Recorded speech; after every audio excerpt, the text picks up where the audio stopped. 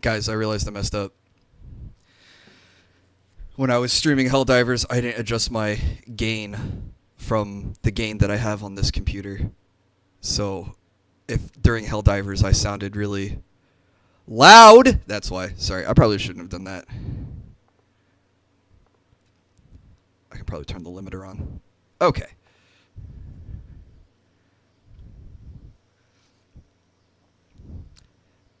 Am I still muted? Hopefully not. Can you hear me?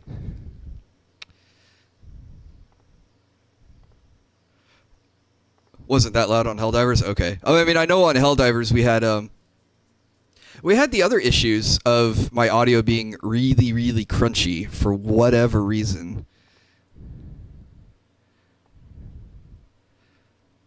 Hey, what's up, Cyber? What happened? I just forgot to... I have one set of mic settings for this computer when I'm doing the hand cam stuff, and another set of mic settings for the other computer, because the other computer has more processing power for me to put in noise suppression, the compensator, all that stuff. And then over here, it's I turn the limiter back on, so if I scream again, hopefully it doesn't peak. But I have a gain filter, and on here I have the gain to like plus 10. Because this mic sucks. And on the other computer, it's a better mic, so I get away with like a plus 3.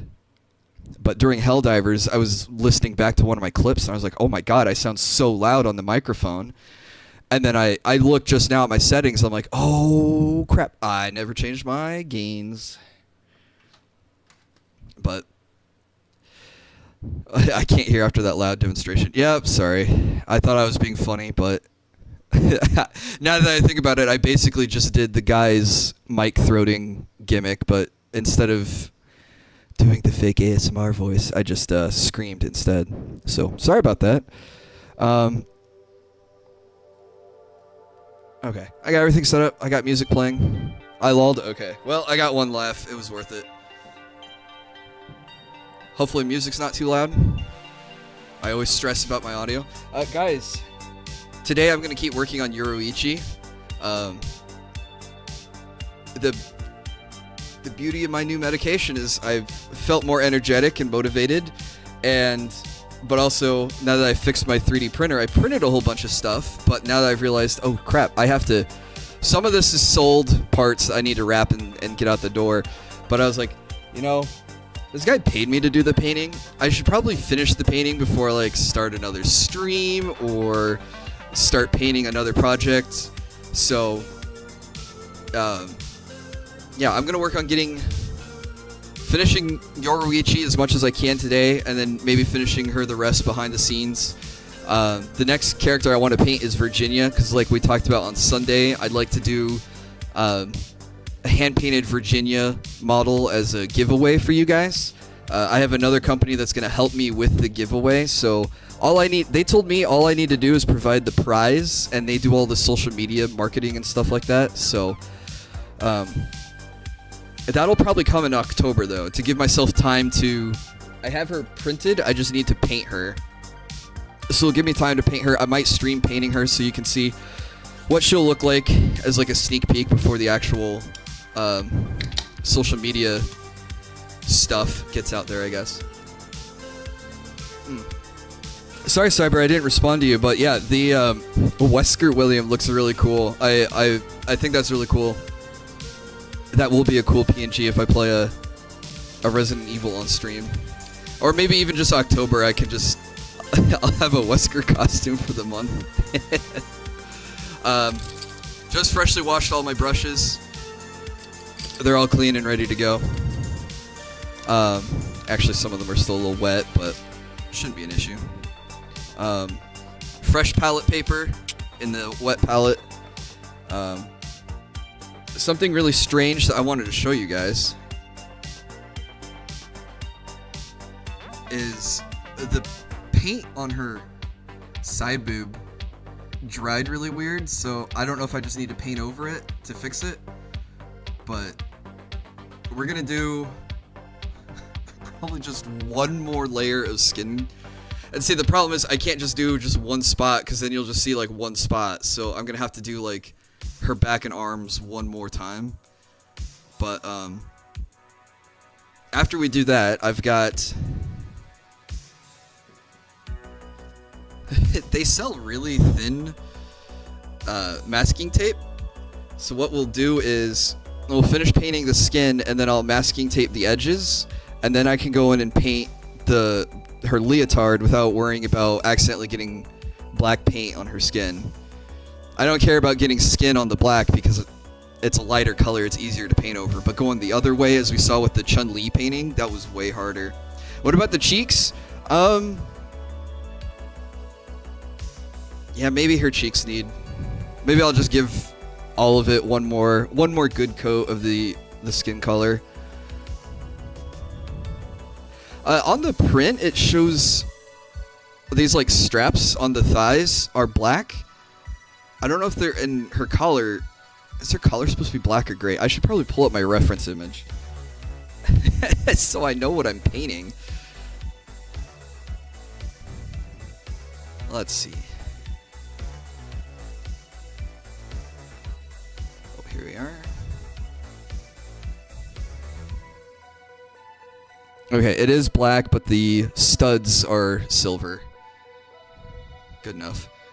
I don't deal with social media with the only exception of YouTube and Reddit. Reddit for hobbies and questions I need help with.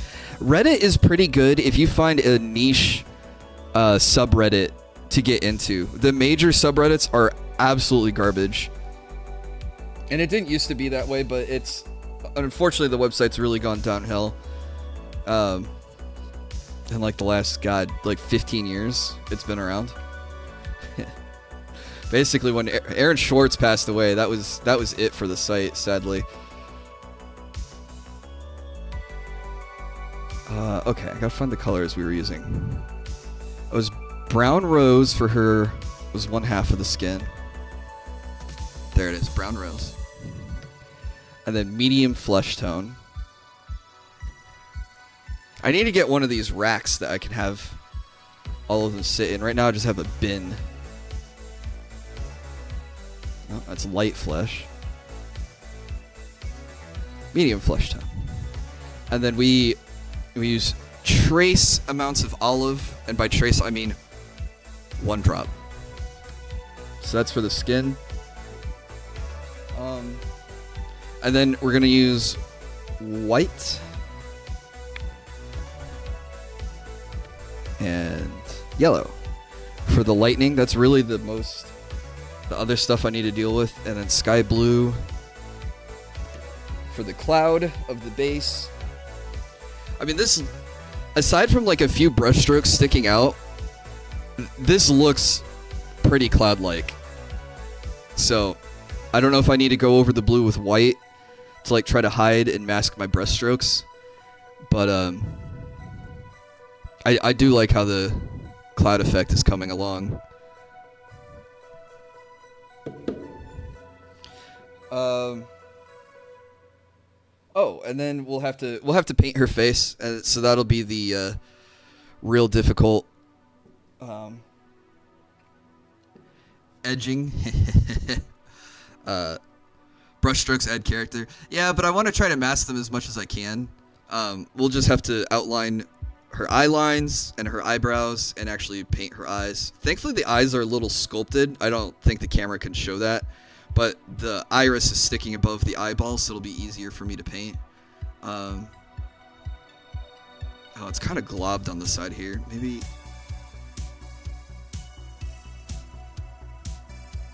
Ooh, why is that so different in color?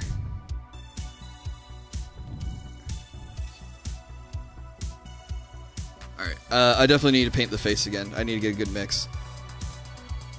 So yeah, that's what we're working on. What's up, Reggie? Future CEO guy. Who, me? Oh, are you talking about going for my interviews? Yeah. They're not interviewing me for CEO. Not yet, at least. And energy potion today is sugar-free Red Bull.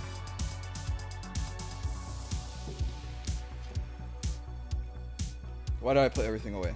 We're starting here. Put this away.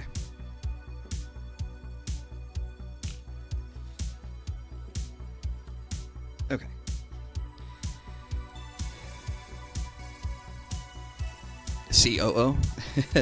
No, I'm going for I'm interviewing for a sales support position.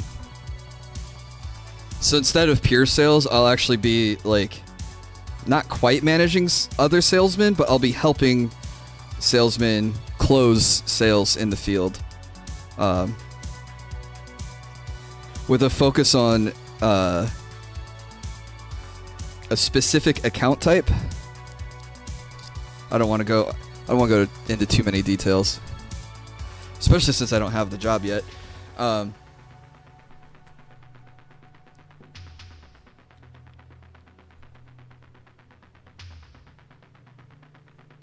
that's the goal.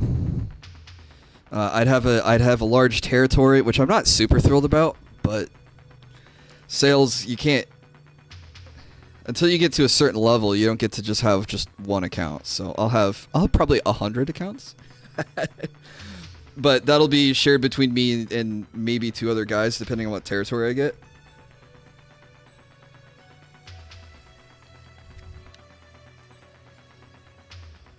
But yeah, my first 2 interviews went really well. And they told me, like, okay, we'll get back to you in like a week or 2. I was like, oh, dang, that kind of sucks. But they were like, oh, we're in our quarterly sales meetings or whatever. I'm like, all right, I get it. I totally understand. And then like 2 hours after the Teams meeting interview, they go, hey, would you be willing to come interview in person? And I said, yes. But in person is a bit of a drive for me. So that's why there's no stream on Thursday.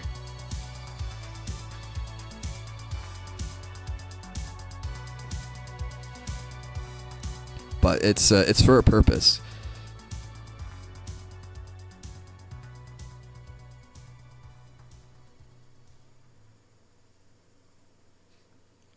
Okay, this looks pretty good.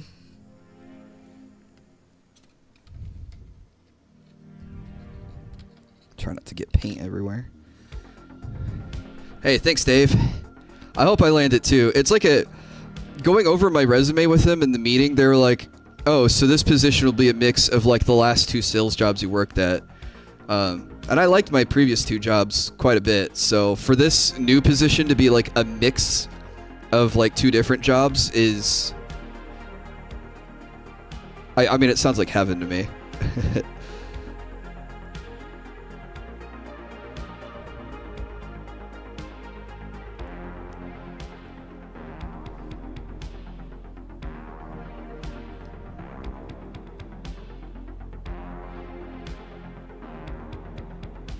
But the other thing that's cool is the job is called sales specialist. So if I don't stick here, if I get the job, but if I don't stick with this company for future jobs, looking at my resume, it'll say, oh, he worked in a specialist position,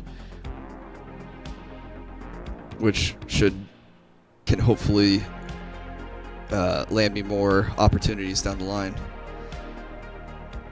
But this company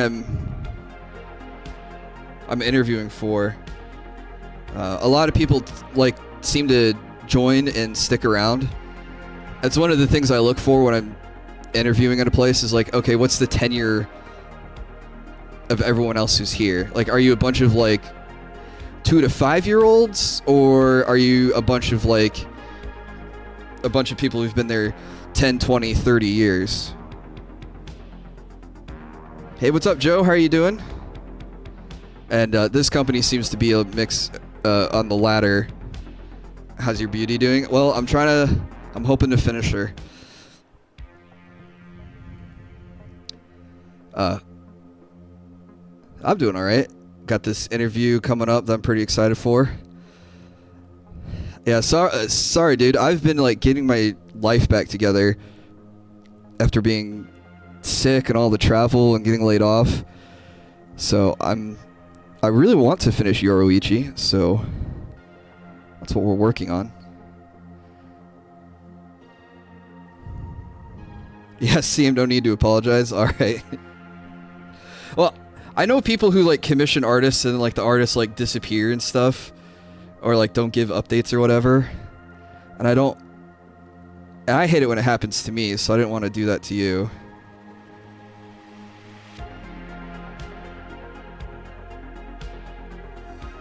Trying to fix her boob though. And I'm touching all over it. Damn it.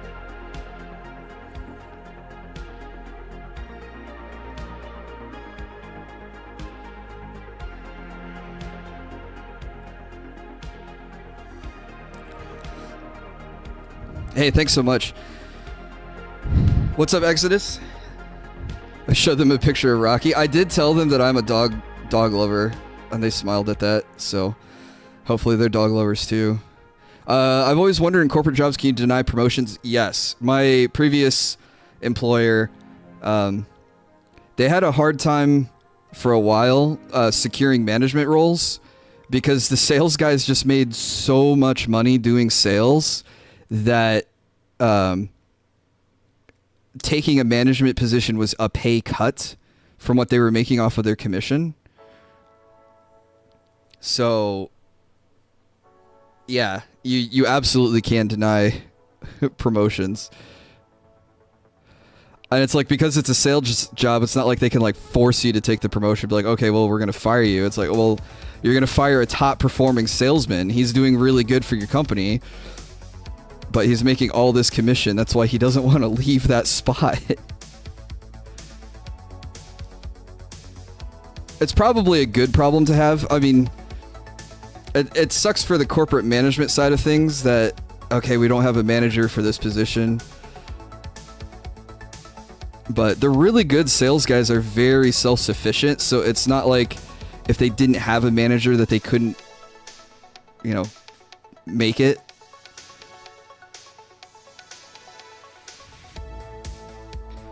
Get the other cheek and we'll start on the face.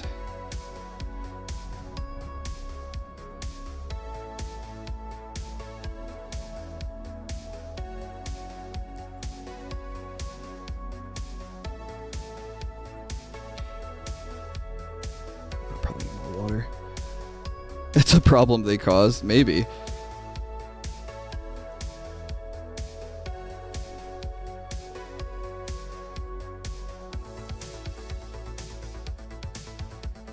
I mean, they did eventually change the commission rates for new hires, probably to prevent that issue from happening in the future, or to just take home more money for corporate. But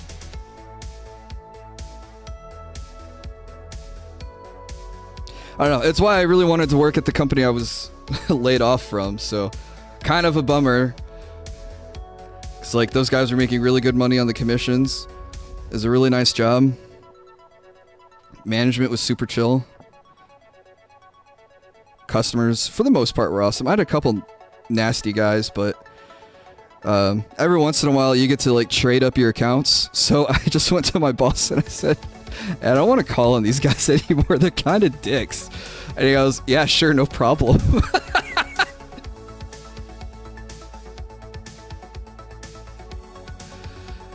You know, and then you just make up the commission somewhere else. Or, hey, no one's calling on this account, or no one's been to this account in a while. Do you want to take them? And you go, yeah, sure. As long as it's not those other guys that I don't want to call on. Alright, I need to let her skin dry. So we'll stick her on these.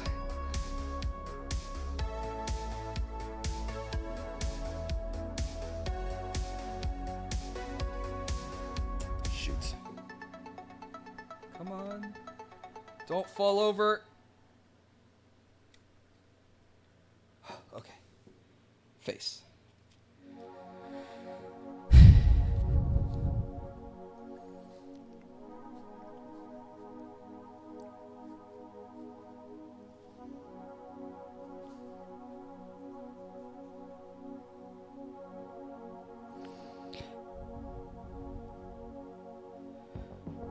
A little bird told me you were eyeing at streaming Hollow Knight. Yeah, I was going to stream Hollow Knight today, but like I said, I really want to finish this project before I tackle another.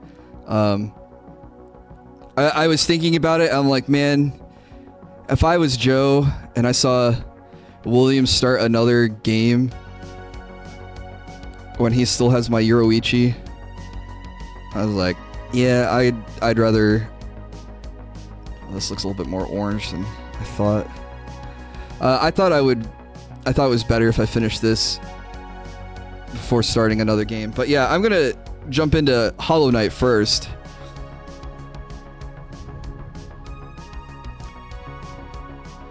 Not go straight to Silk Song. Because I know Hollow Knight's a... I'm sorry, I know Silk Song's a sequel.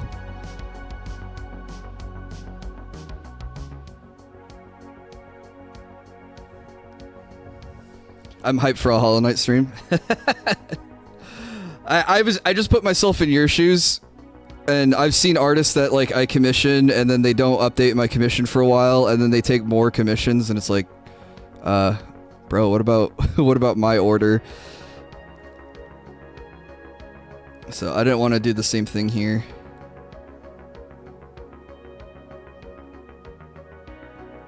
But yeah, once I finish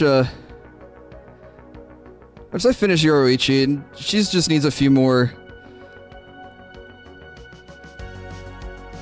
good layers. It's the lightning that's going to take a long time, because the lightning requires a lot of yellow paint, and yellow paint is rather thin and it dries very thin, so it's going to take multiple layers to get it just right.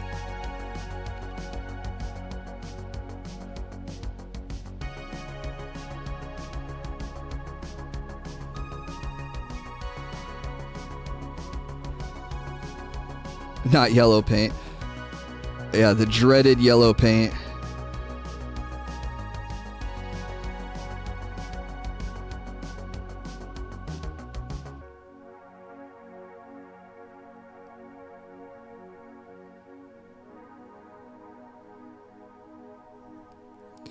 Well, hopefully that dries and looks right.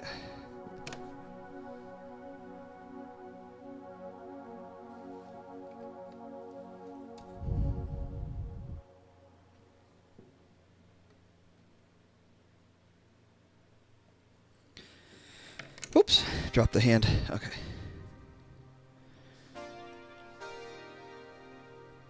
It's actually kind of funny because I've seen people complain about, yellow paint in video games, but when I work in factories and stuff, like all the emergency stairs and ladders and pinch points and alerts and everything is all written in yellow. Like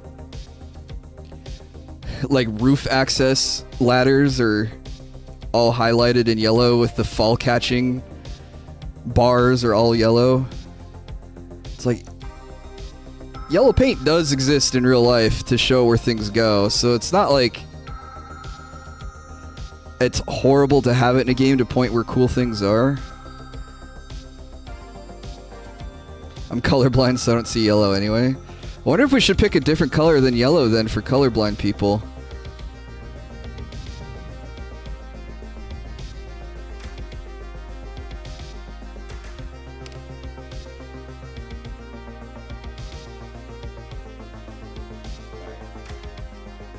So this is gonna look gnarly, but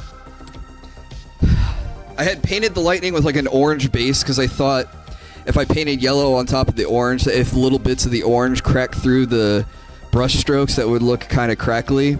But now I'm just frustrated because I've made this this dark orange that I'm gonna have to paint lots of yellow on top of to make it look right, but it's my own problem. There are different types of color blindness, yeah.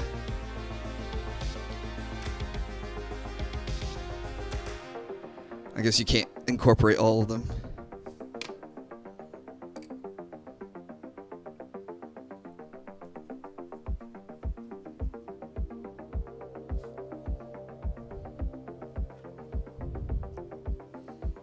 So we'll do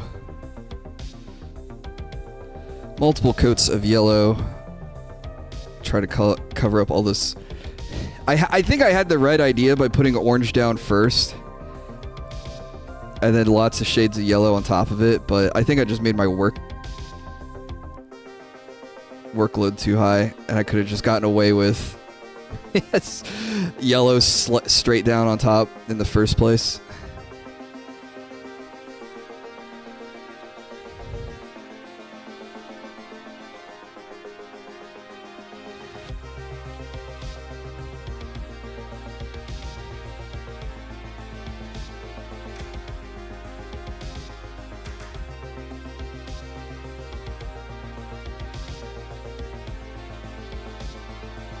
Well, I'm always learning.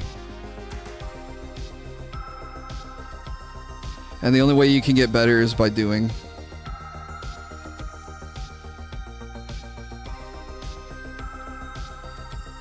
I heard something click behind me. No, Rocky's not getting into anything, so don't know what that was.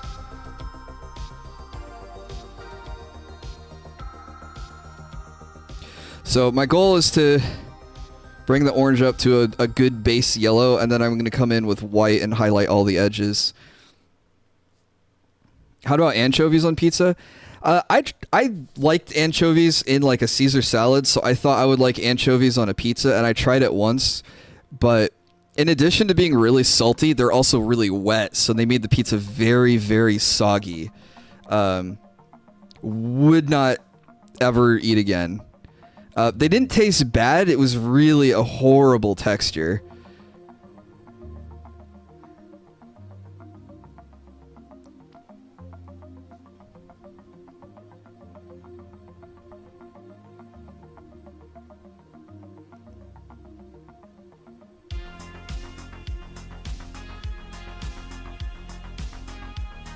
But yeah, anchovies in general aren't that disgusting.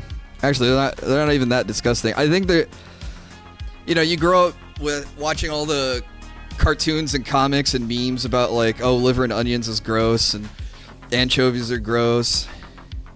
And eventually I was just like, man, am I going to let that media tell me if it's gross or not, or if it's just like the creator's opinion or whatever?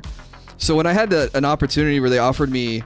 I was at a really nice restaurant with the fiance and her parents, and I ordered a Caesar salad, and they asked me, oh, well, do you want anchovies with that? And I was like, you know what? I'm on vacation. This is a fancy place. I'm sure anchovies on a Caesar salad would be fantastic. So I did it, and it was great. And now I'm like disappointed that more restaurants don't offer anchovies on their Caesar salads, even though the Caesar dressing is made from anchovy paste, or supposed to be made from anchovies. I think it's anchovy paste.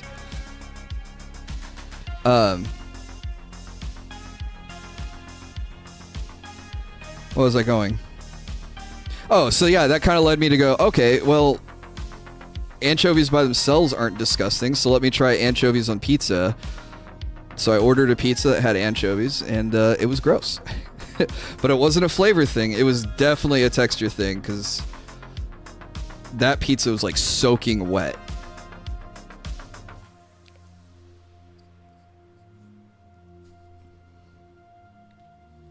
Can't wait for Rivals tonight. My mental's going. Yeah, I might be able to play a little bit of Rivals tonight. I don't know. Pickles on pizza is pretty cool. Papa John's has a hamburger or a cheeseburger pizza that has pickle relish on it. I don't remember it being very good.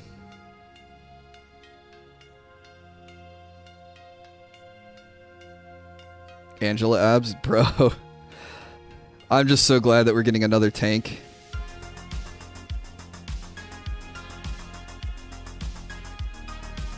I mean, I don't think Phoenix and Blade have been like super impactful to the game. It's just no one wants to frickin' tank or heal. And it's gotten... And just like healing and tanking in general has just gotten so stale.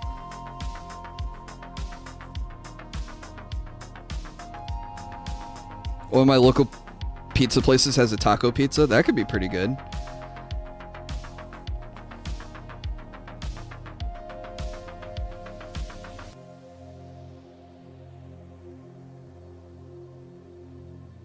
I mean, I have Lord on like 4 supports, and that's like half the entire support cast. But then there's like 20 DPS characters. And supports, there's only really like 2 styles of support, it seems like. You have a more damage dealing support character like Mantis or Ultron or Adam. And then you have like pure support characters like Jeff and Rocket and Cloak and Dagger and Invisible Woman and Luna. And that's it for variety. And then tanks, you have like dive tanks. You have shield tanks, and you have brawling tanks. So even tanking has 3 different styles. But then DPS, you've got snipers, you've got close range without being melee, you've got close range being melee, pure melee, divers, brawlers, the true duelist. I'm sick of healing and tanking. People always auto-lock DPS for me. Well, Joe, if you want to play Rivals with us, you're more than welcome to. I think we'll have room. I guess you have like Siege style characters and not like Rainbow Six Siege, but I mean like sit back and just hold left click and kill everything, like Moon Knight, Squirrel Girl, Hawkeye kind of. You know, characters you don't have to aim with, like Scarlet Witch.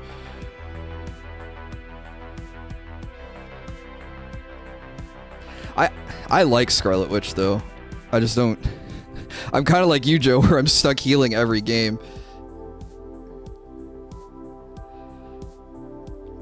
I don't mind healing. I just get frustrated at people who go, "You're not healing me enough," and I go, "Okay." And then at the end of the round, it's like, "Oh, William the Alchemist did 45,000 healing, has the healing badge for the most healing in the game." Ah, I wasn't healing enough. Strange that, really? And then the follow-up cope is, "Oh, well, you weren't healing me enough." Oh, well, clearly I was healing someone enough.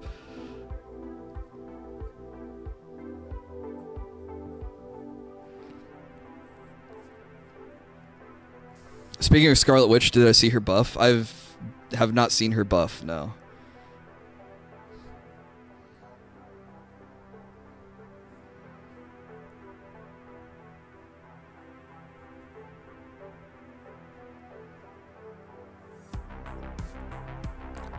Oh, shit. Blade is a Virgil fan, true. Need to make cheddar biscuit pizza again soon. Yeah, that was pretty awesome. Awesome sounding. Obviously, I haven't had it. Not that I can eat it. Felt like a fat ass having an extra large one to myself, but happy and full fat ass. Dude, hell yeah. You ate a whole extra large taco pizza. That is cool. The patch is out tomorrow. It's coming out soon, isn't it? I mean, the season's almost over. It's got like 1 or 2 days left. But yeah, I saw they buffed the damage on her ult to 9,999, so it's like Ultima from Final Fantasy, which I think is pretty cool.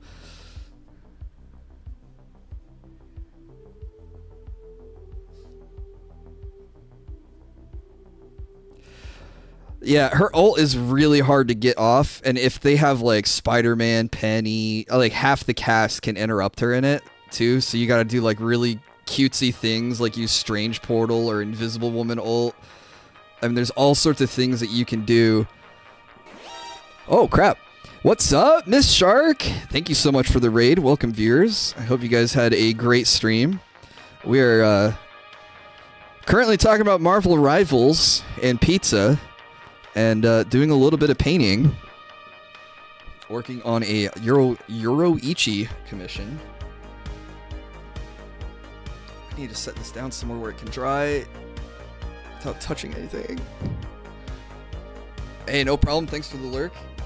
Miss Shark, what were you up to today? What were you streaming?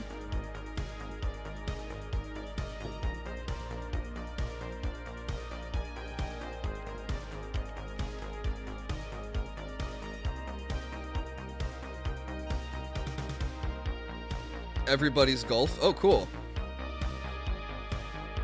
Is that like golf with your friends?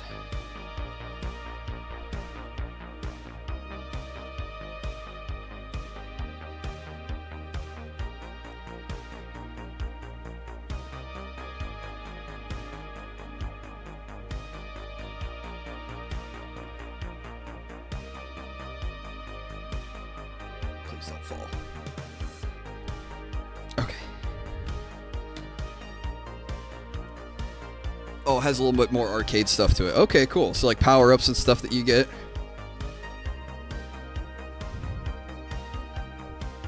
It is more like Hot Shots Golf. It is Hot Shots Golf. I don't think I've played Hot Shots Golf.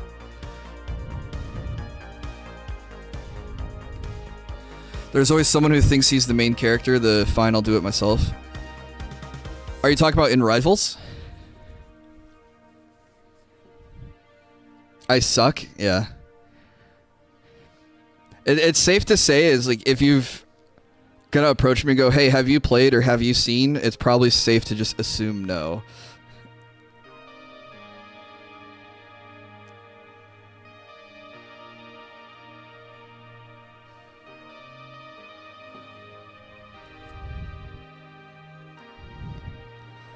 Play it and experience my experiences.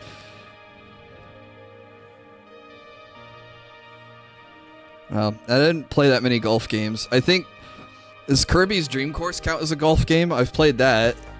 And I've played, you know, Mario Golf. I then golf with friends. Golf? Sorry. I still have the guy on my mind. But I was determined to go into today's stream without talking about him like I did last time.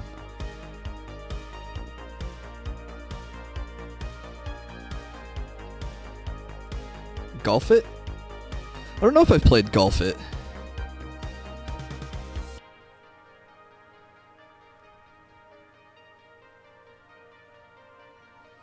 Kratos is in Hot Shots Golf? Okay.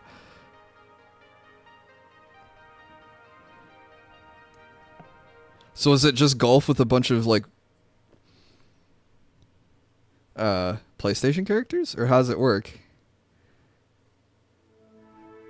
Because that's a funny idea if it's like Smash Brothers, but instead of a fighting game, it's a golfing game.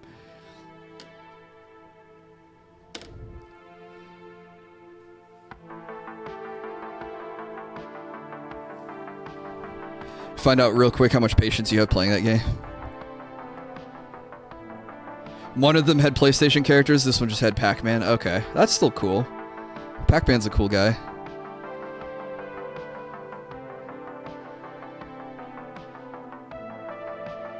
Arcade golf, but with unlockable characters. See, Mario Golf had unlockable characters, but definitely was not arcade.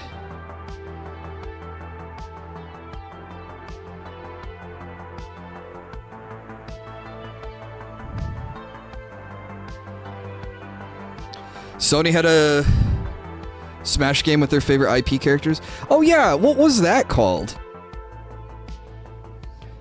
Polar Golf? What's up, Tony?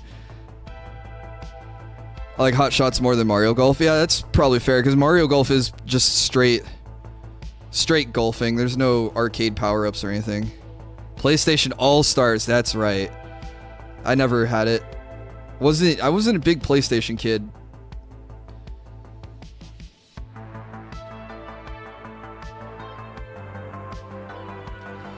Wasn't one of the Atelier characters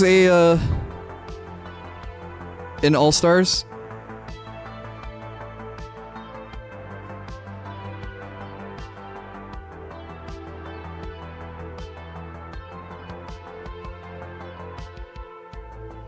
Or am I thinking of a different game?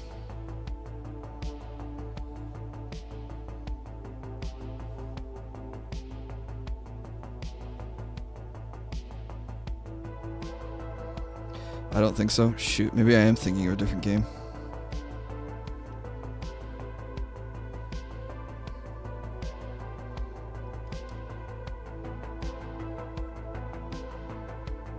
Crash Bandicoot wasn't, which is a crime. Yeah.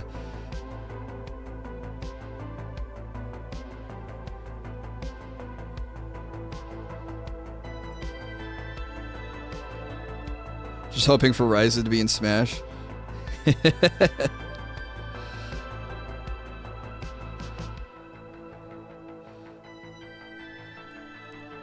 That would be cool, but I don't think... Hey, what's up, Velour? I don't think she'll make it. Of Gust's... Well, no. They, Gust has Tekken, right? Yeah, so they put Tekken characters in Smash. They didn't put Atelier characters in Smash.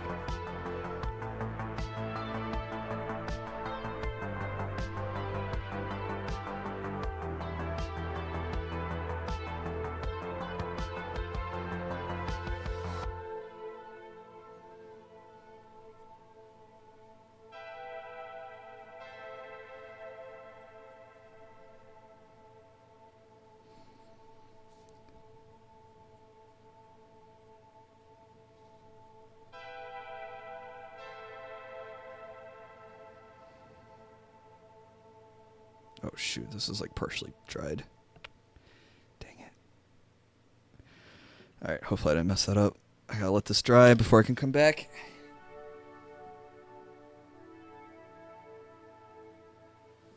I should have bought another one of those stands.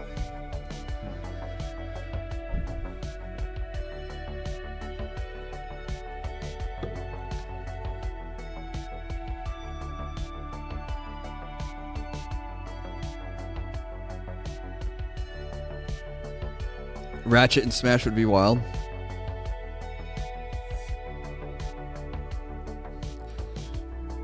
There was a lot of those kind of games on the PlayStation. Ratchet, Jax, Sly, Spyro.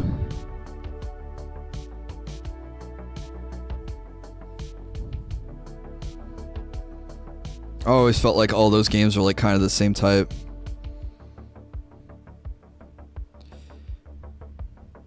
Doubt more will be added to Smash with how much of an IP mess it is now.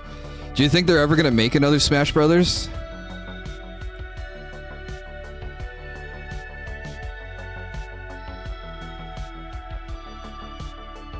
Because on one hand, you see like all these gacha games doing crossover events.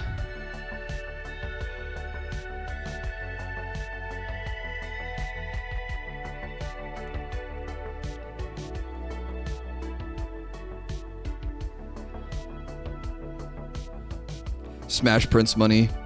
Yeah, it's one of the types of games that get people to buy a console.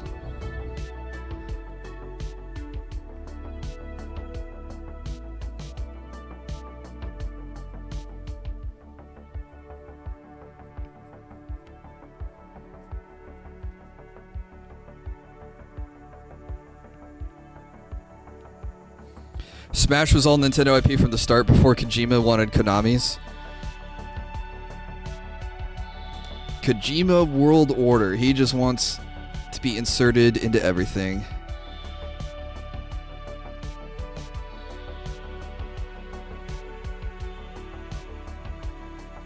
They should make a Smash Brothers, but it should just be all Fire Emblem characters.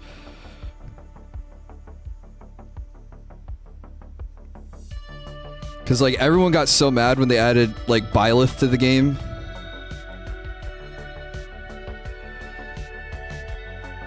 But there's so many like good Fire Emblem characters too that I think would be not only a good game because there's so many good characters to include, but to just like really really rub it into the haters.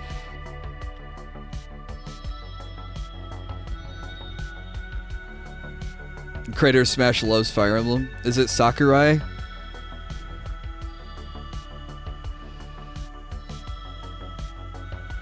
But this way we'd have a separate fighting game, so then the Smash people won't go, oh gosh, another Fire Emblem character.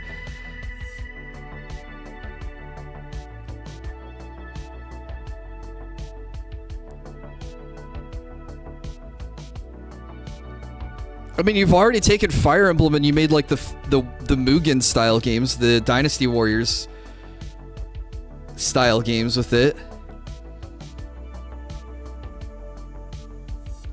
So why not take Fire Emblem and just import it into a fighting game?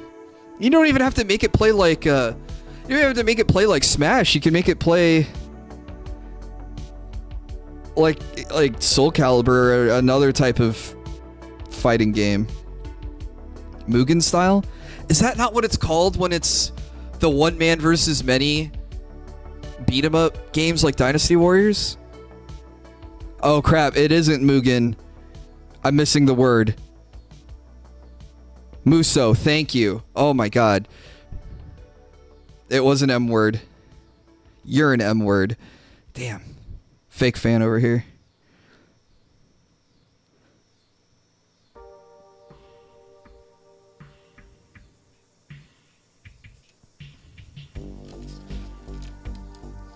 Not Muso, Musuo, right?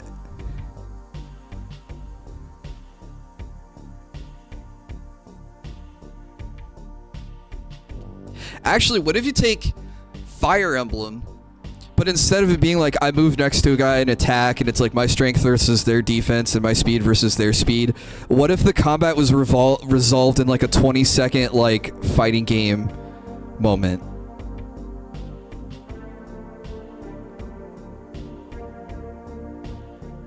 I don't know. Maybe someone's already done that already.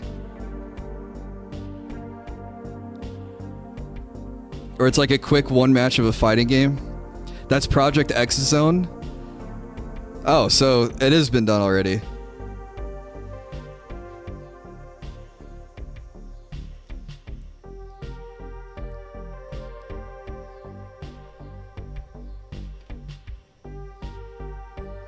That would sound interesting. Yeah, so it's not like automatic like chess, where you run in and it's like, okay, I attack first, so therefore I, automatically do 10 points of damage or whatever.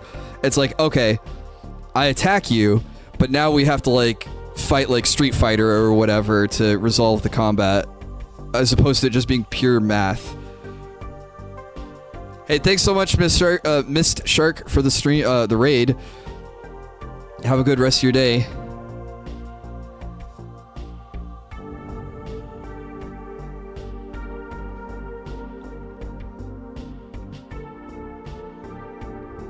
Fire Emblem purists lose their mind. Yeah, but at the same time, you're innovating on the formula. Or just taking two different genres and mashing them together and see if you get something fun out of it. That happens from time to time.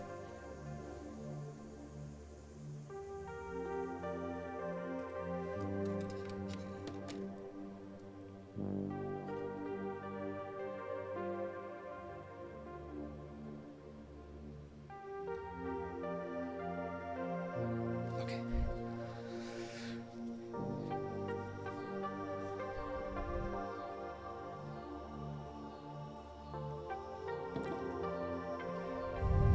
Like with Fallout, before 3 it was a point-and-type game. I mean, you would move the characters like in Fallout, but the combat would resolve like a quick like... I don't know if you've played Fire Emblem, Dave, but when you move a character next to another character, it like blows up into a bigger cutscene where it shows the full sprite and the other sprite, and you do your attack animations and stuff. But instead of having two units fight and do this like little... jumping animation of the attacks, it goes into that same screen, but now it's, we're fighting game, moving our fight sticks and hitting buttons and everything else that we need to do.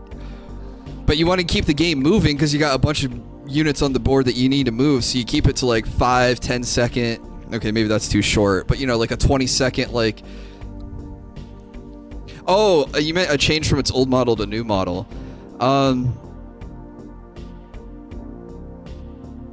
Actually, that would be kind of cool to have a isometric Fire Emblem, like XCOM or Fallout. That would be cool. That would definitely be different. The other thing that would be different is if you took it from square grids to a hex grid, like they did in Civilization. I had family members pissed that Civilization moved from squares to hexes, but let me tell you, I love the hexes a lot more, and I wouldn't go back.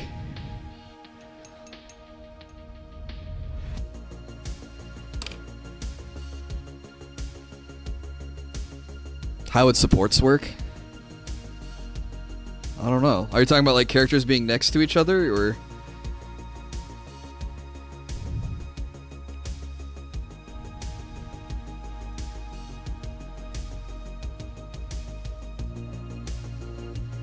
Fallout was isometric and hex grids, I think. I don't think it was square. Actually, no. Fallout 1 and 2 weren't square. Yeah, they were hexes.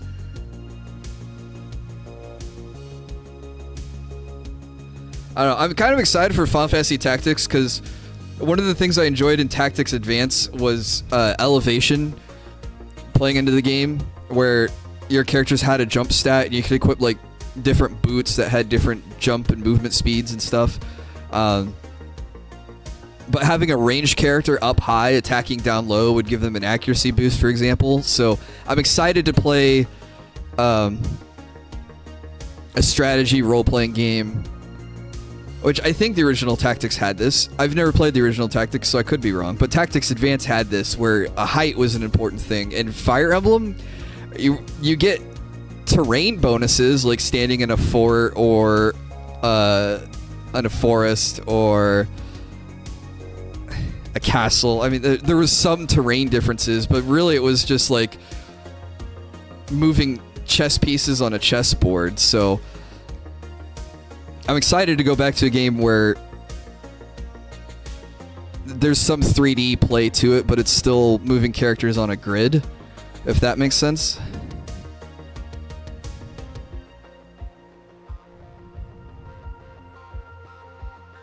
I'm more of an Eldritch Blast guy.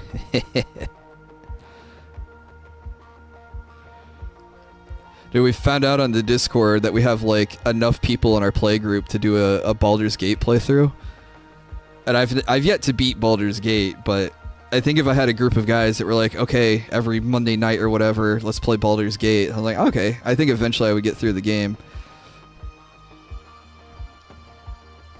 Plus, if they've played it before, they can handhold me. I don't know, my last playthrough that I could have beaten the game on, but I just got bored when they introduced Ketheric Thorn, I think was the main big bad guy. But I had a half dragon or draconian or whatever. I had a dragon dude, paladin, and he was a lot of fun to play.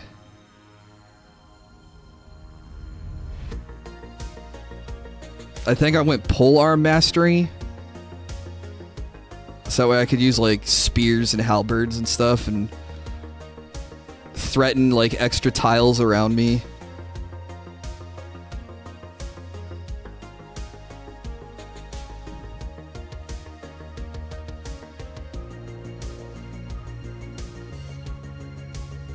Hey, thanks so much, Velour. Yeah, the position is a bit of an upgrade for me. But from what it sounded like on the Teams interview, it's going to be a mix of like the last two jobs I worked at, and I liked my last two jobs. I left the first one for more pay, and the second one laid me off because of the economy. So it's not like I hated working for either of them. So working a job that's like a hybrid of the two is going to be really cool. Salary or hourly? I think it's going to be salary with some KPI incentives. So if I hit certain metrics, I'll get bonuses. I think I'll know more after I do the interview on Thursday. So I'm hoping after Thursday I'll know if I have the job or not. I can't imagine these guys making me go for a third interview. Or I'm sorry, a fourth interview.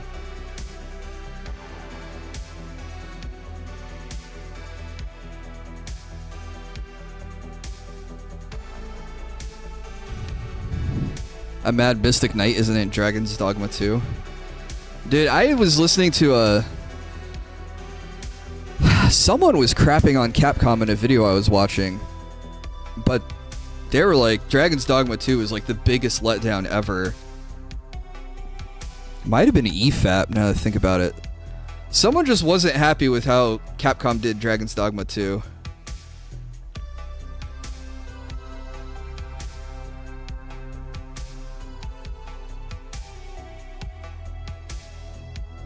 And then I also guess like Monster Hunter Wilds is kind of a flop too, so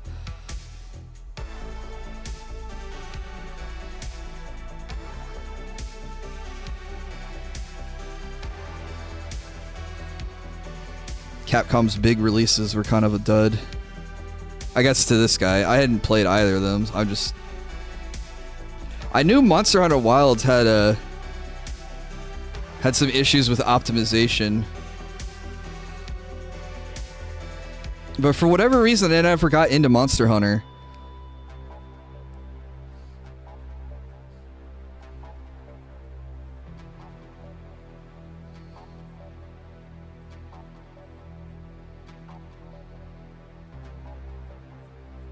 You'd think a game that has like MMORPG elements of, I know, grinding down monsters to collect rare drops to craft better weapons and armor, and then the monsters you're fighting are like mini Dark Souls bosses, I would love it. But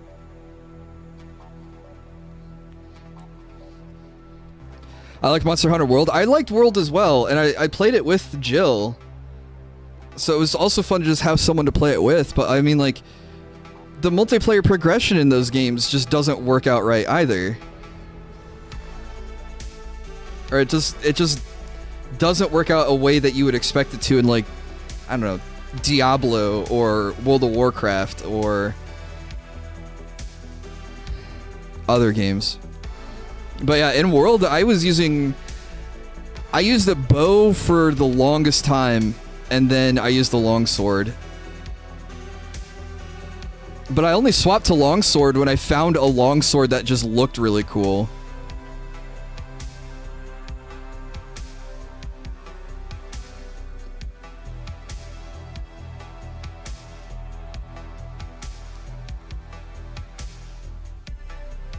Found out a YouTuber I followed passed away recently.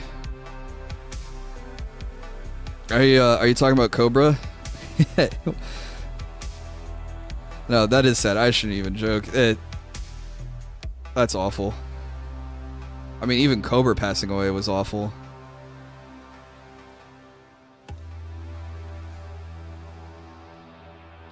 Day Library? I haven't heard of them. But still, that does really suck. There was another VTuber I was kind of following because they were trending. You know, getting really popular. They started a couple of fads and stuff. And they had posted a schedule, and then I think they were going to like their job or a con or something, and then I saw this schedule, and schedule posts will like get a couple likes, maybe a comment or two that's like, oh my god, I can't wait for this game this week or something. But I saw this schedule post had hundreds of replies to it, and it was people all saying miss you, oh my god, I can't believe this. And I found out that they had died in a car crash like 2 days after posting their schedule. I was like, wow. Like, I had no interaction with the person, but you know, I followed them because I was like, I wanted to see where their career was taking them because they were doing some cool stuff. He worked on Korean Fashion Week. Dang, that really sucks.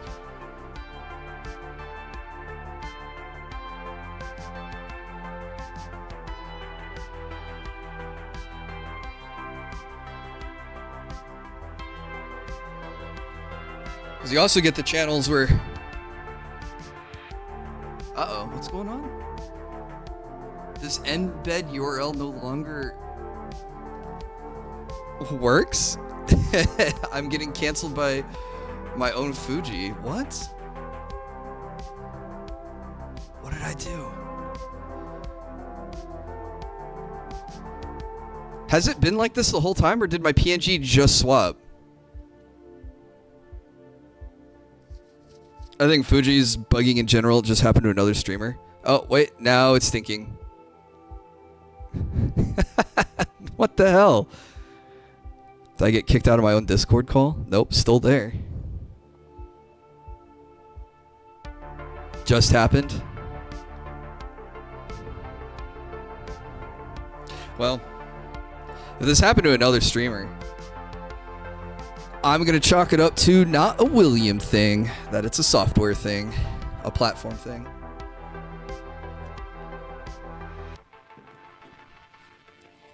And then I'm also going to say, nothing I could do.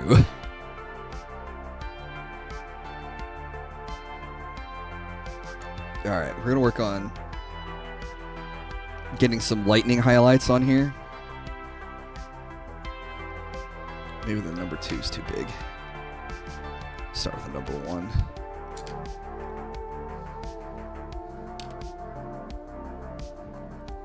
That's above my pay grade. I mean,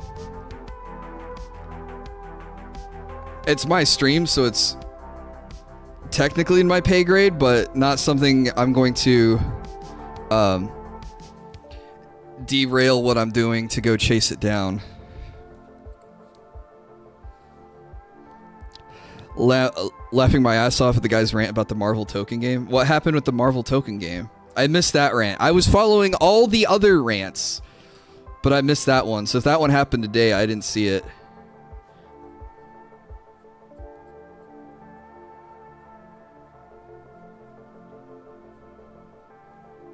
I was more shocked at the holding Silksong hostage.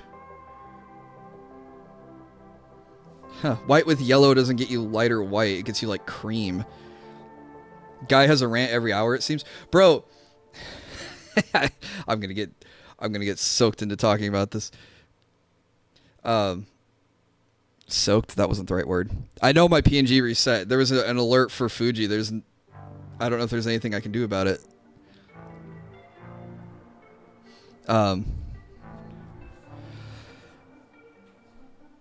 Today was supposed to be a no podcast opening for his stream, and then he had more content on the no podcast today than yesterday, where he did have a podcast, but yesterday's podcast was mostly Q&A.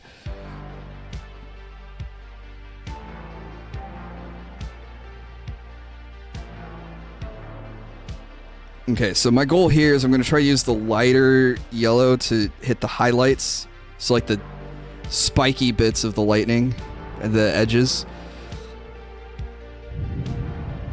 He didn't play the beta because it was the same time as Cat's birthday. Oh, I did see that rant, yeah. It basically summarized with these game companies that need to like, what, check in with Phil's personal schedule before releasing their games. He begged really hard 30 minutes ago. Of course he did. What's the tips goal today? Dude, Tony, he had 2 goals today. He had his regular 150 tips goal and a separate $54 tips goal to save Silksong. So he wanted $200 for his regular stream and to save Silksong. Or he was taking it off the schedule. Indie game devs upset because their game got obscured by Silksong. I did see... There's an indie dev I follow, Declines Drops. I really enjoyed their game, but they were self-conscious about their price. They were like, oh, I'm charging $18 for my game, but with Silksong at $20, it feels like I charged too much. I was like... No, charge what you think your game is worth. Like, I don't care if you're an indie game that charges $40 for your game. I mean, go make your money.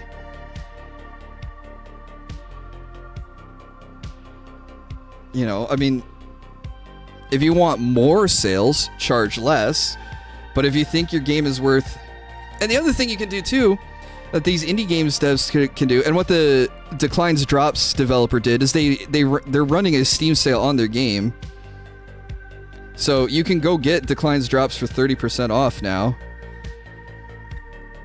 Which I think is cool. I liked it a lot, even if it was a short, fun little platforming fighting game. You know, mix of like Smash Brothers and other platformers.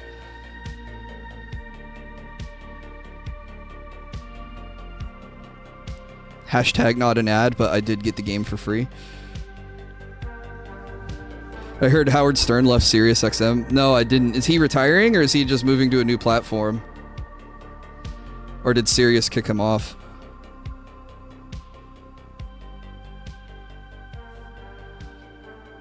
Build a road and people will travel. Yeah, because I've seen similar arguments of people like, oh, artists are charging too much money, that's why we're going to AI or whatever, back and forth. I'm like, I think artists should charge, you know, what they think their time and money is worth, you know. And some really good artists are going to charge like $400 a commission.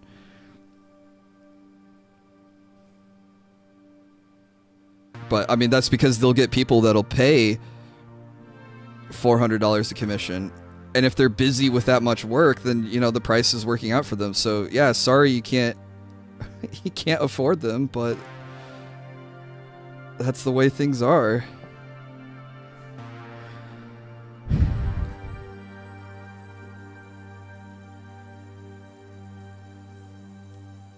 People modding Silksong to be easier. Yeah, and then I saw this today too from Dexerto, but they're putting a patch into Silksong to make the game easier.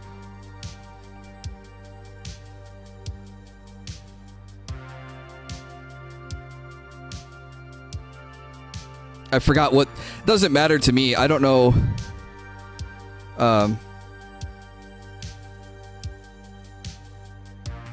What bosses are what? Do I support $80 games then? You know what? Maybe I do. If I want to be morally consistent with what I say, where I think indie game devs should charge what their game is worth and not let Silksong deter them from charging, you know, $15 or $18 for their game.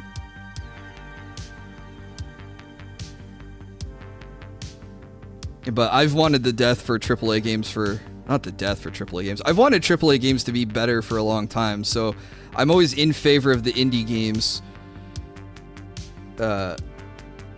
outperforming them.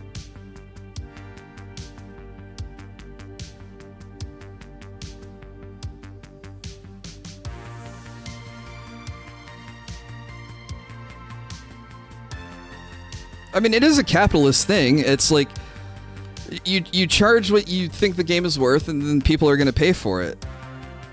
I mean, as much as I think Randy Pitchford's a douchebag, I mean, he did kind of have it right that, like, we'll charge $80 for Borderlands 4 and true fans of Battlefield will buy it. It's like, yeah, you're not wrong, but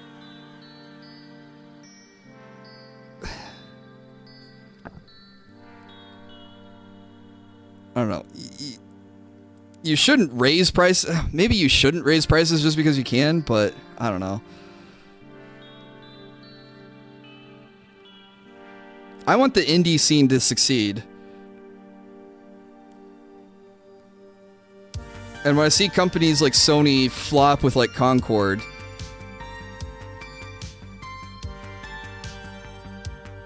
it fills my heart with joy. I'm like the Grinch. My heart grows 3 sizes.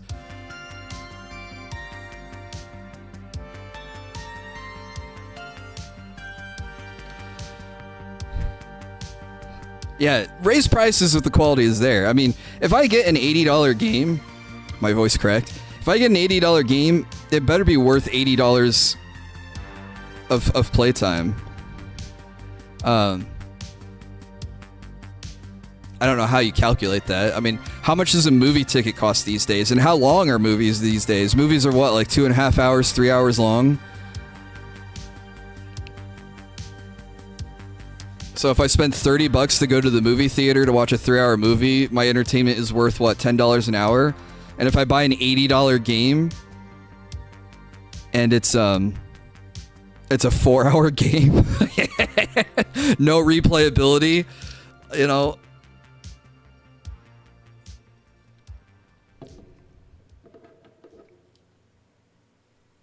Cinema was about the experience, but the experience is crap. I absolutely agree. Hey, what's up, Nando? How are you doing? Oh, shoot! I completely forgot before my break we talked in DMs. Oh my god, dude, I am so sorry. I meant to follow up with you. Bro, I will hit you up in DMs again. I am so sorry. Your name just flashbanged me. I was like, oh, I talked to him before I took a break. Oh. Not a bad thing. I'm not like mad that you're here. I think it was just like, oh, you're not disrupting the stream at all. I'm glad you're here. Hope you're having a good day. I just didn't want to think I had ghosted you, or you to think that I had ghosted you or left you unread or anything. They need to raise prices even more.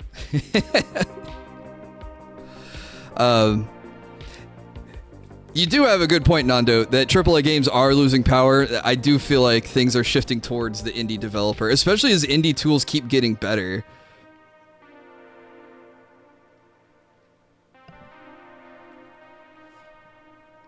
Also, what's up, John? How are you doing?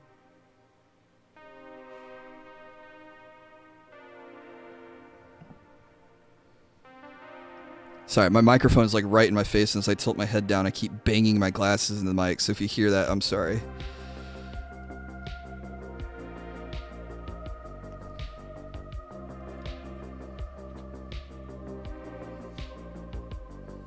I mean, I think we saw the rise of indie games, what, probably as early as,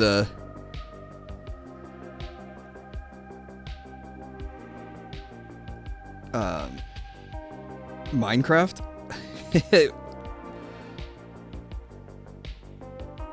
Or you just needed to make a game that was fun?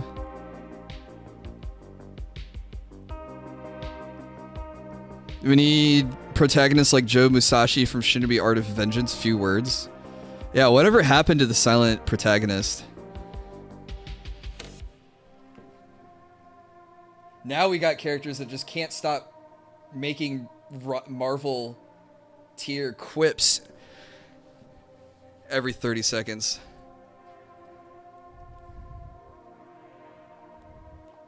You're bullying, but you're bullying AAA, so you're allowed to. I can't wait for indie tools. Are so easy I can make my own Silk song with blackjack and hookers.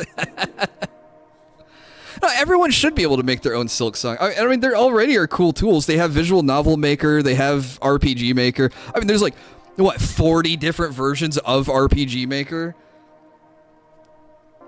And they just get better and better and better with each iteration. Oh, I haven't used Game Maker in a long time, but I remember that being pretty powerful. Sprite making tools, yeah, you have, is it called Aspirite on Steam? Is a sprite animation tool, so you can make animated sprites, like pixel art sprites in this program. I mean, God, dare I say it? I mean, like, even AI can help the independent developer. So, like, have the AI generate the art while you're busy doing the coding and all the other stuff that you need to do. I don't know. I wish I could make my own Castlevania with blackjacks and demon bunny hookers. What's up, Indumati? Yeah, I think if I ever made a William the Alchemist game, I think it would play close to Castlevania. But instead of throwing holy water, I'm throwing potions. Oh, wait. No, I thought it was fixing itself. Hello? Fuji? Yeah, it can't fix itself. If we talk about making your own Silk song, animate your sprites in Photoshop like they did. I know you can animate with Photoshop. I've just never got really good at it. I'm not a fan of it. I want either a shmup or fighting game. Bro, I haven't played a good shoot 'em up in a while. Someone recommended me Darius Chronicles, which is like a successor to Darius Twin on the Super Nintendo, and that was pretty fun. But I haven't found a good shmup since then. Random potions attack? Okay, alright, no, hang on. My idea was, it's like Castlevania, but like, as I defeat enemies, they drop, like, I have multiple gauges for like different elements. You know, red, blue, green, white, like Sophie or Ryza or something. But as I defeat enemies, they drop, you know, different elements, and it fills up those different bars. And when you go to launch a potion attack, it draws from those bars to throw different elements or different effects or something. No whip? Nah, I wouldn't use a whip. That's all I have on the idea, is kill enemies, they drop colors. The colors are your ingredients, and you use that to fuel your attacks. That's as far as I got with the idea. Personally, I would make a spiritual successor for Star Fox or Sin and Punishment. Star Fox was a lot of fun, so yeah, it would be cool to play like an arcade flyer like that. I mean, I know Project Wingman was pretty arcadey and not very realistic, but it wasn't quite like Star Fox. But Project Wingman's another one of those, like, hey, I want to make an Ace Combat game, but tell a different story and have different planes. And that game was a lot of fun. So I think more people should be able to do that. I have not played the Plague Knight campaign from Shovel Knight. Shovel Knight's another game I haven't played yet.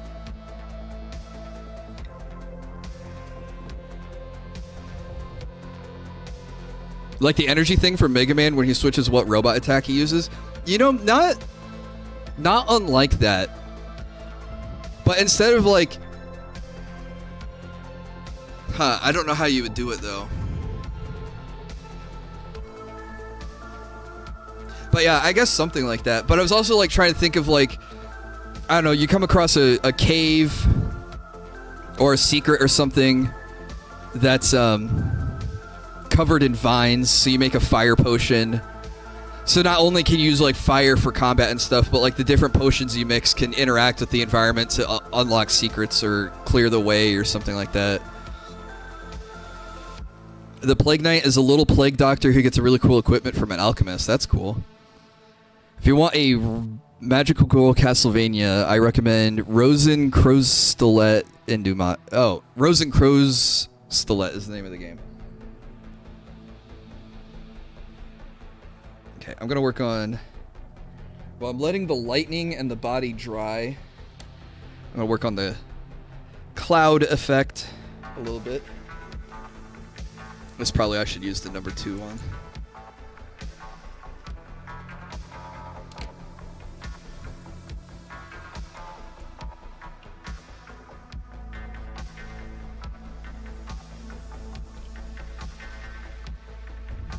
You can make it like Deedlit and Wonder Labyrinth. I don't know why I couldn't read the word Labyrinth for a second there. Never played that game either. Like I said, 9 times out of 10, I probably haven't played it or seen it. Featuring Cloud from Final Fantasy VII. Is that just a joke because I look like Cloud? Hopefully this... Okay, yeah, that's good coverage.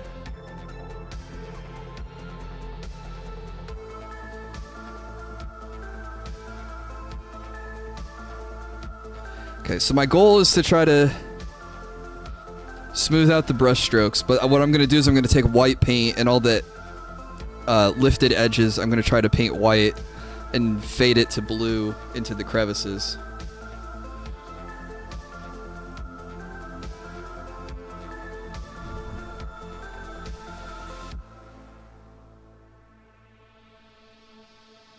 I hope I get a PC or laptop capable of running Brigador. What's Brigador? I haven't heard of that.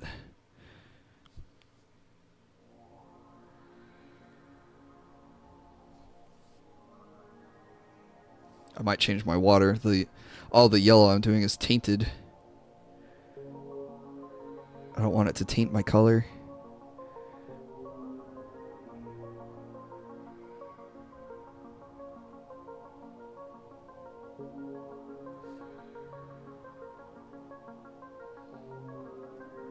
Game where you can destroy the environment? Hell yeah.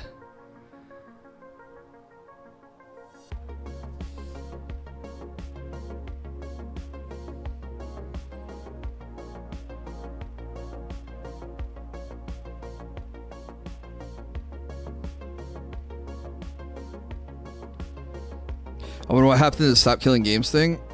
You know, I haven't seen an update in a while.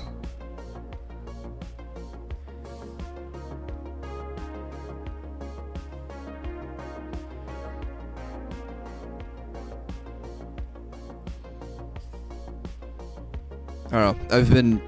My internet drama radar has been bouncing all over the place. Crushing buildings and stomp on trees. It has some odd specs and the Steam Deck couldn't run it. Oh. Do you have a Steam Deck? Do you like it? I've thought about getting one. I like my Switch, but I would also like to have access to like my entire Steam library on my Switch.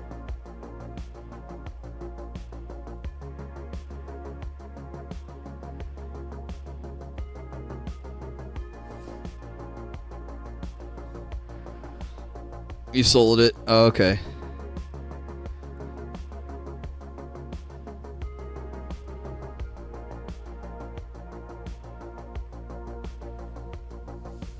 I like mine, one of the best investments I ever made.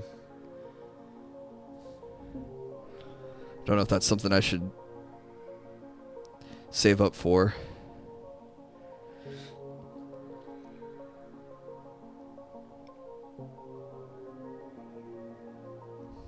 Complaint is the battery life, but I have the OG version. Oh, have they updated it? I guess they have. So does the new one have... Excuse me. So the new one has a better battery?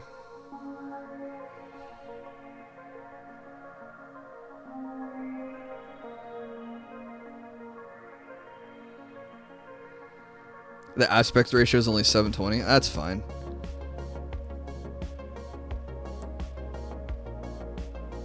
It's a handheld. I don't expect it to be... Like, even if it could do 1080, it's not going to look like 1080. New ones are OLED? Oh, okay. Bro, not to bring up the guy again, but I heard him complain that OLED monitors were like thousands of dollars.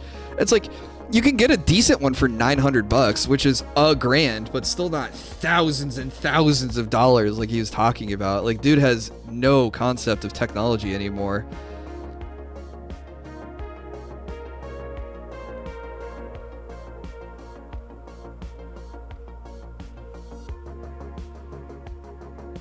Monitors are dirt cheap for what you get, yeah.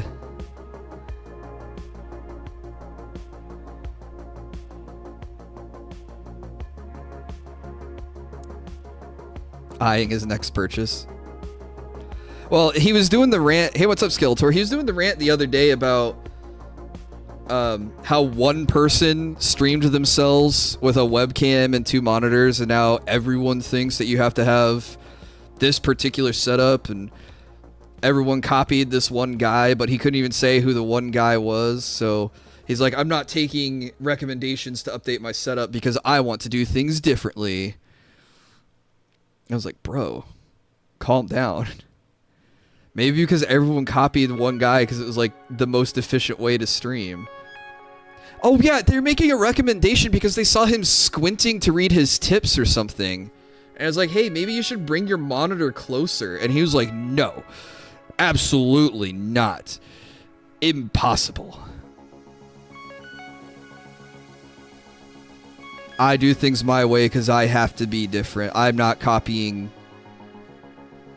this imaginary straw man.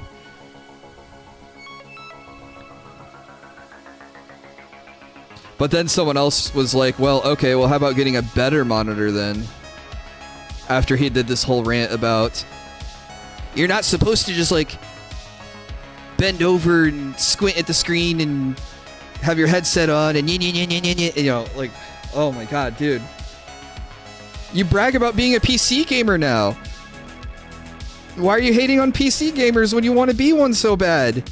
Or when you were one, allegedly. I used to go to LAN parties and build computers. I used to be one of you guys. Among Us got a new role? Interesting. Is it like in Werewolf or Town of Salem where it's like a last man standing role? I'm curious what a new role and how its goals would work into the game.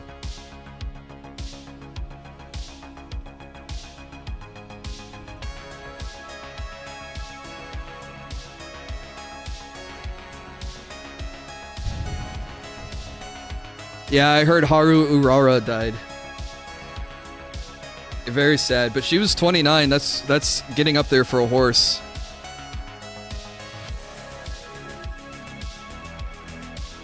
Famous for her, what was it, 113 race losing streak?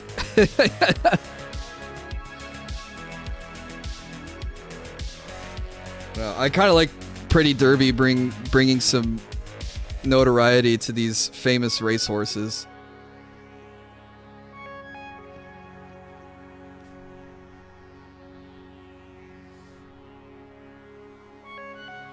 Yeah, all his content is copied from others. Yeah, all his mannerisms now are copied exactly from Kino Casino.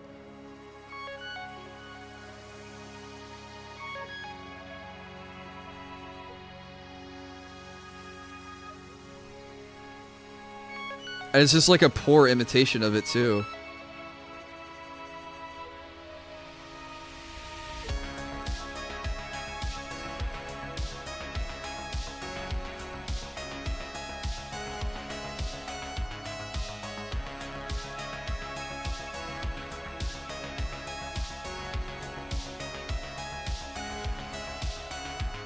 Oh, you're talking about since day 0?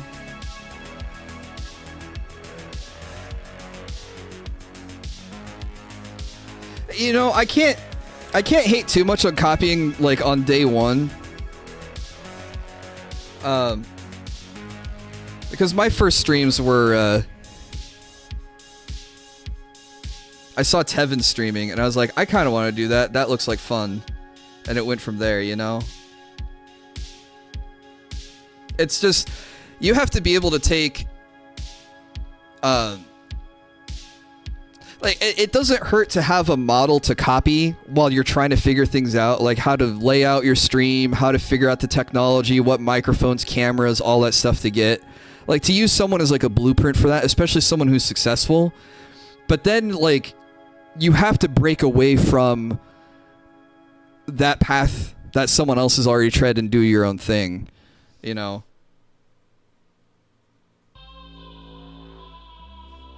Because otherwise you're just going to look like a cheap copy, especially if they're the originator of the gimmick that you're incorporating.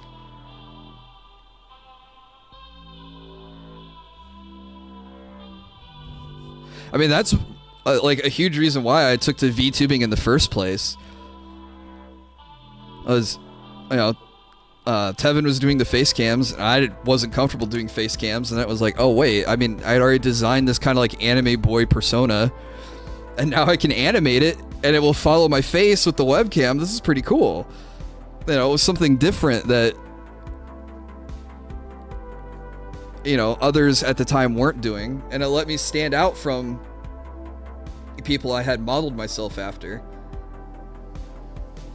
But yeah, I don't think there's any harm in copying someone while you're learning. You just have to eventually take those training wheels off and come up with like your own ideas. Once you know how everything works together, then you start to break new ground.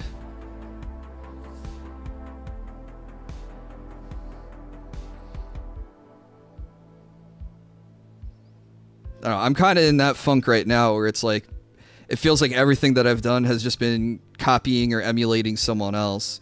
But I've got some scripts written down for some videos that I'm working on that I'm hoping that just like going back to doing my own thing, that I'll stand out again.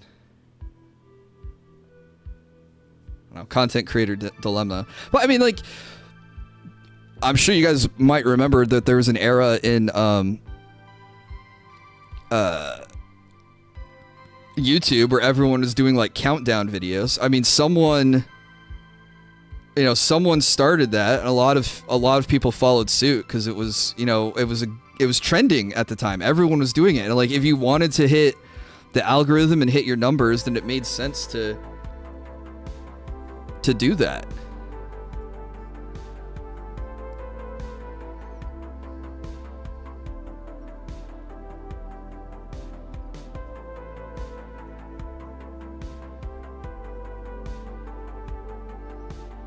Burger King foot lettuce.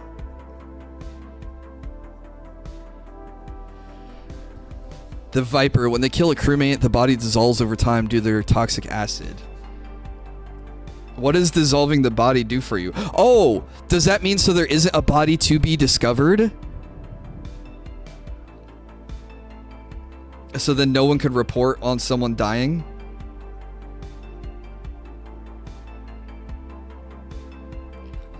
Juggling multiple conversations.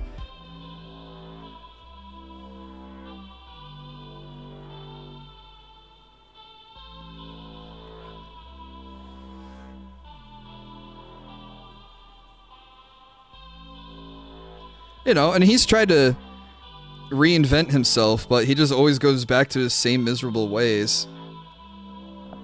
He didn't learn how to make any new type of content or how to run his show differently. He just learned how to beg harder.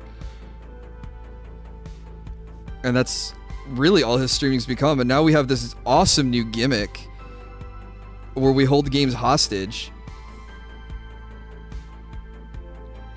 If you want to see him play a game, you know, you have to single-handedly support it now, because Even if he gets $100 of his expected 150, he'll still cancel the game. I've been watching commentary community drama videos. The links people go to protect malicious people's insane. I saw, before I went live, I saw iDubbbz released a new video, and it was basically just him crashing out. It was like the debunk video where he says X, Y, and Z isn't true and then provides no receipts. And then at the end of the video says F you to everyone, and then encourages people to subscribe to his channel to get him back to 7 million, because he's fallen from 7 million subscribers.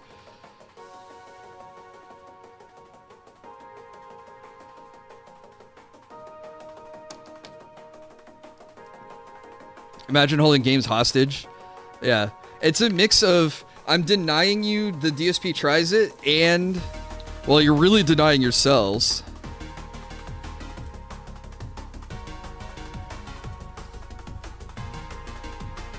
Because he truly believes watching him eat fast food is some amazing reward.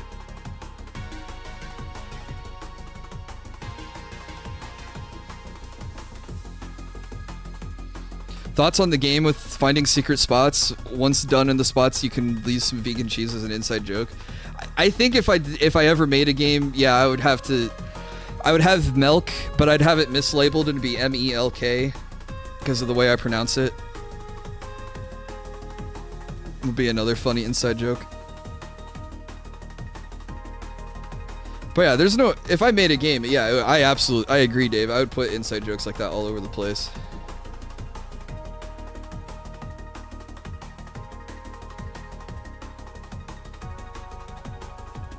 Oh, and then going back to the copying thing, this is something they teach in sales.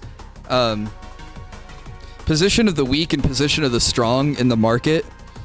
So when you're already a leader in the market, your goal is to copy what your competition is doing, because what your competition is doing is they're trying to be unique, and they're trying to create different products or streams or shows or whatever that's not already being provided by someone else. So you have a reason to go for the smaller stream, the smaller product that doesn't have the market share. So the smaller guy needs to set himself apart, because if you're just going to copy the bigger guy, well, the bigger guy he's already big, you know. So you might get some people who watch both of you. You might get some people that watch you over the other guy if you have like a slightly different opinion, or maybe a better voice, or a better camera or something. But that kind of pulls into the second point of, you need to do something different from the main guys to set yourself apart, to give people a reason to watch you over anyone else. And man, that's a thought that occupies way too much time in my brain, about how do I stream in such a way that no one else is streaming? Like, how do I take what I know from sales and apply it to this?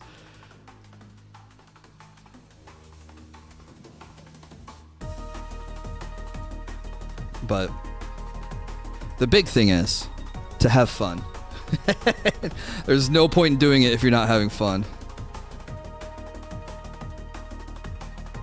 Oh crap, I got yellow paint on the rock. I said big thing. What's up, Bathu? You know what else is big? I don't know what else is big.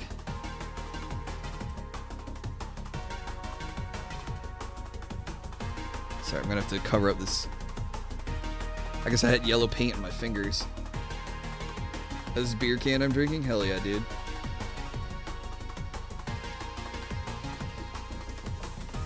Insert obligatory I can't drink beer comment.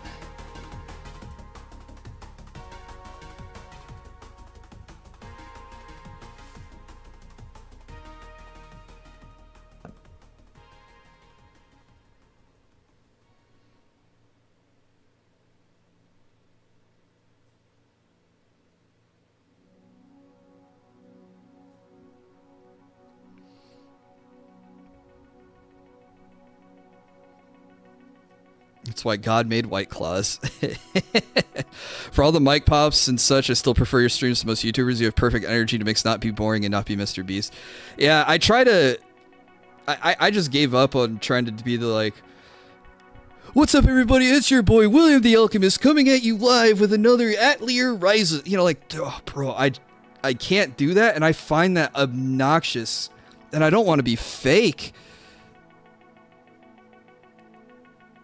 So, and I tend to watch a lot of more chill, you know, explanatory kind of streamers too. So I was like, why can't I just do that kind of energy? There's no laws when you're on the claw.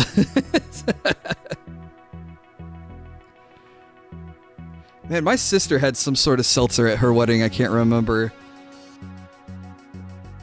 Now people know The Rock is the way to go. What's up, Don?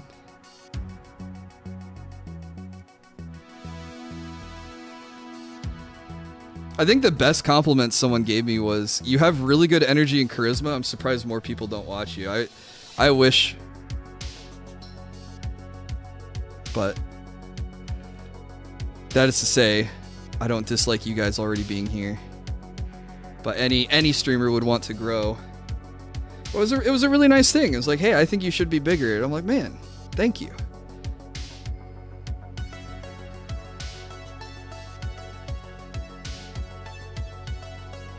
On the fourth day, he said, let there be Coors. I miss Coors Light so much.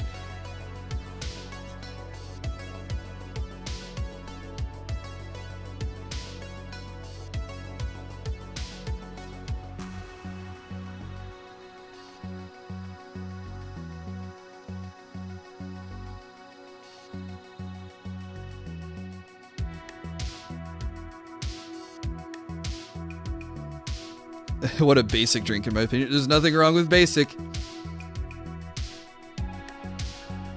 Chess is basic, but it's still the perfect game. The LSB days, there was so much Coors drink back in the old days, man.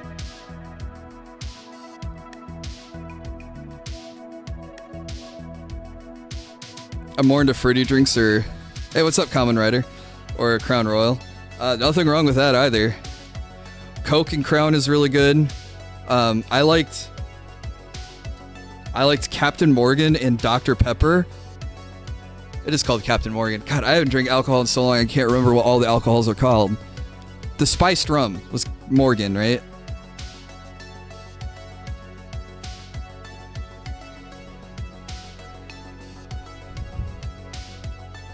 Yeah, it was pretty good. It's Arthur Morgan. I couldn't even tell you his first name. No, wait, you're memeing me.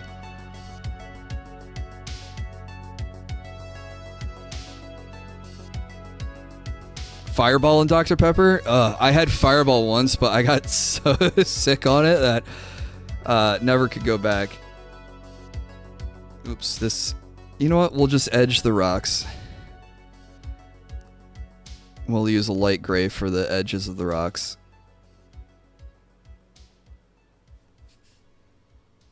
This isn't the base gray that I thought it was.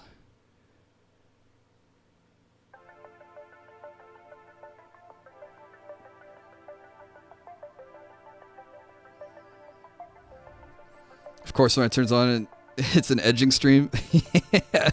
He's edging. I'm edging the rock. Bro, my favorite... goofy meme was oh crap, what's the name of the movie with J.K. Simmons and the drumming? It's like on the tip of my tongue. I can't remember the name of the movie. Whiplash, thank you. Where instead of it was, were you rushing or were you dragging, it's J.K. Simmons Fletcher leaning into the main character's face and going, were you edging or were you gooning?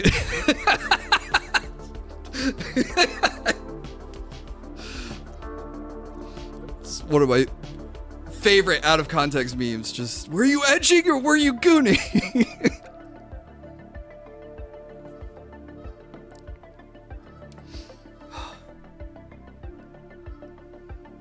Good movie, but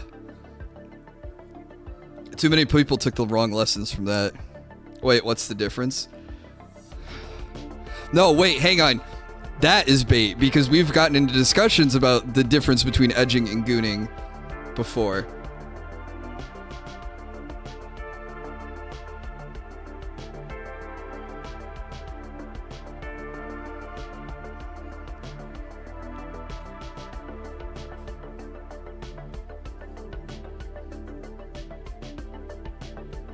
And I don't think I had the correct definitions at the time.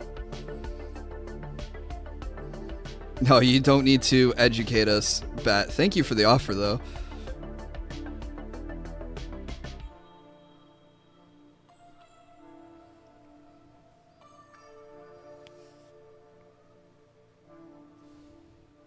I have discussed edging and gooning, yes. See, this is why you need to show up, John. We can have these educational streams. I thought this was a family-friendly stream. It is for the most part.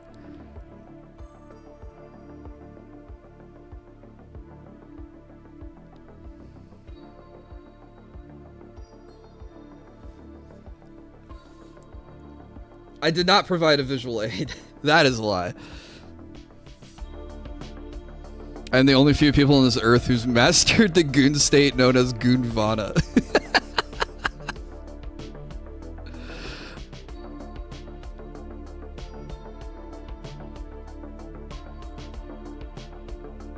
Yeah, I don't think... It's just crass slang. I don't think it violates being family friendly. I don't know. Has anyone checked... I haven't even looked on myself. How much of my stuff is blocked by the new YouTube restricted mode that they turned on. I think for the most part, like, most of my stuff should be pretty safe since I don't swear, but maybe YouTube does look at things like edging and gooning and go, maybe we should restrict this.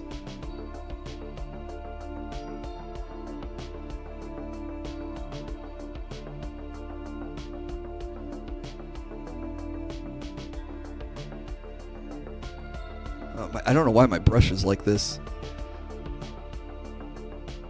It's all flared out. I can't get him.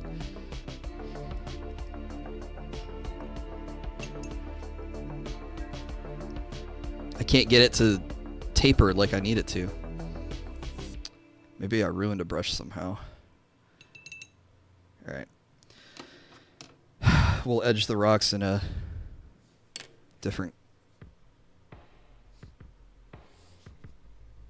brush.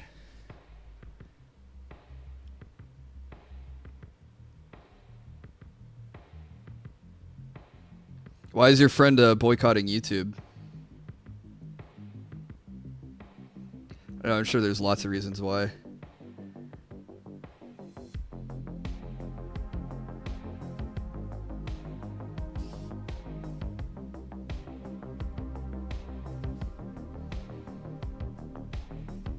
Nude yoga was a thing? Yep, I remember seeing the nude yoga channels. The age thing and the anti-ad block. Yeah, those are the reasons I would have guessed. It makes sense.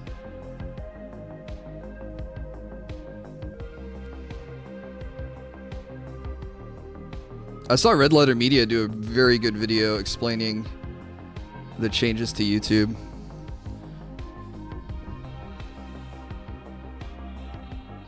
There's a white hot popular streamer that showed us what entering Goonvana like. Are you talking about the master of retro games, Darkside Phil?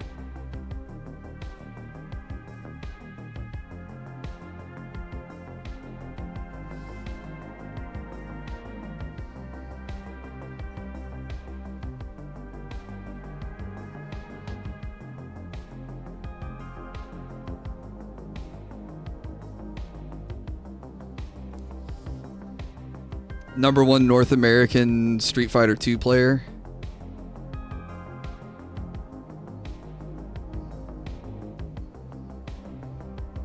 Is that what he's supposed to be king of? I don't know what he's supposed to be king of now, because he dropped the King of Hate moniker, but then he like kept the king moniker and like the king's tax and everything else. So I don't even know. Did you just actually me? King of Dents.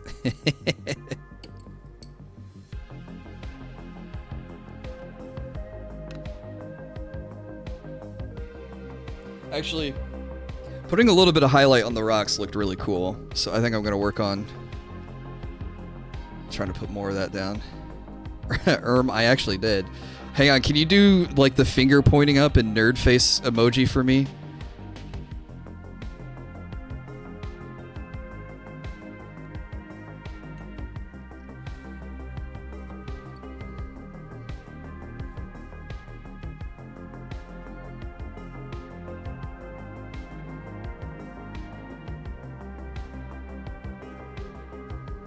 God, I don't know what to do to fix my brush.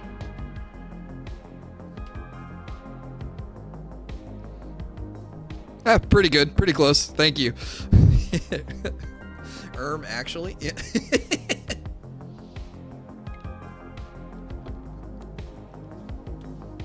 Good job, guys. We did it.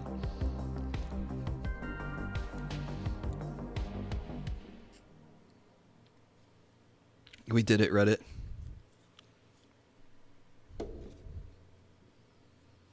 Alright, this one tapered. I don't know.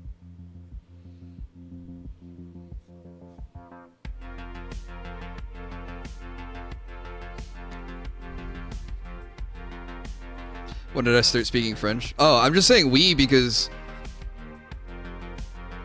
I asked him to do it and he did it. So it was like we both worked on that. It was my idea for what emojis for him to put, and then he posted it. And then it was Bat in YouTube chat and Cyber in Twitch chat. It was definitely a collab.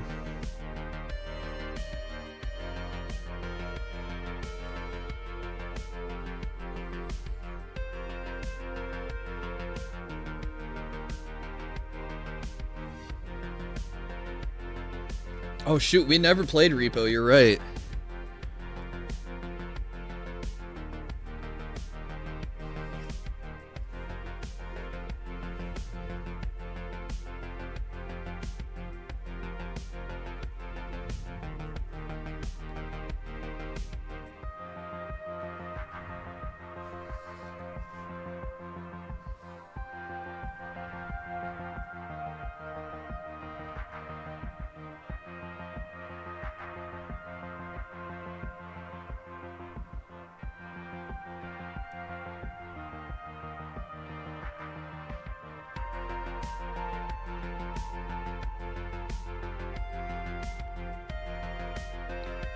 Sorry if I'm getting quiet. Edging takes a lot of concentration.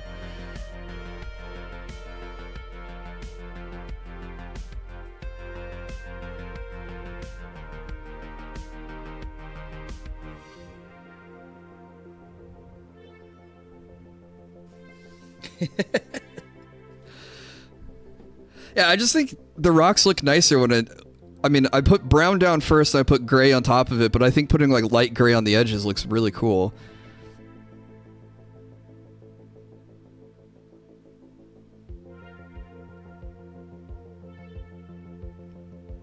Which y'all like more? Flash Gits or Meat Canyon? Oh, I'm gonna say Meat Canyon because I haven't seen Flash Gits. The Meat Canyon on private, I almost said private software. Pirate software was absolutely hilarious.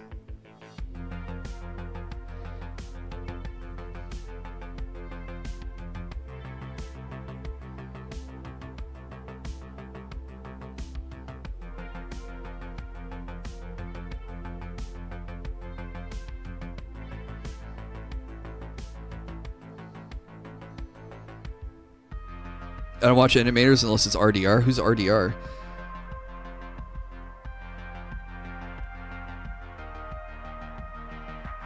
I even know LTG played Repo.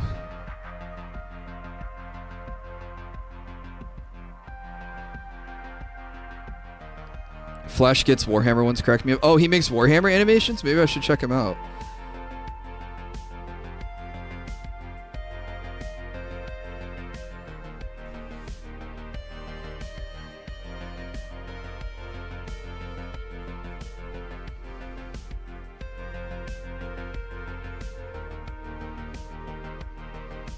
LTG has friends to play repo with. It's the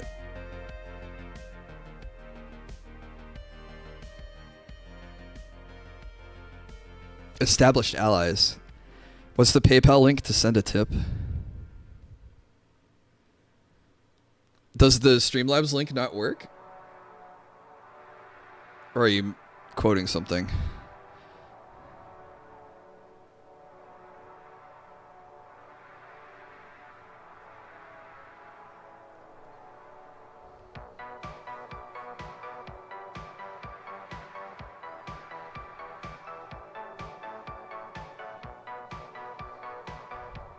I'm just memeing and losing my sanity. Okay.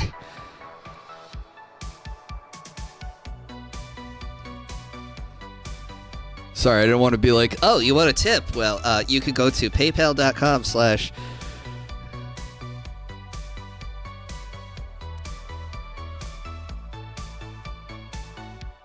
and all tips are anonymous, so if you want me to shout out a name, be sure to type a name in there. I get no information from PayPal when you send me money.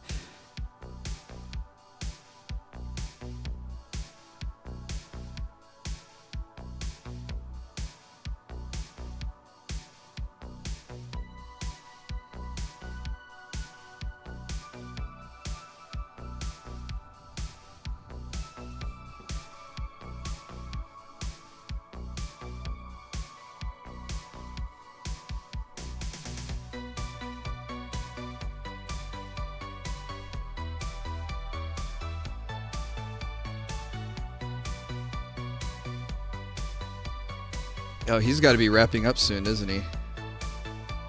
Hey, what's up, dude?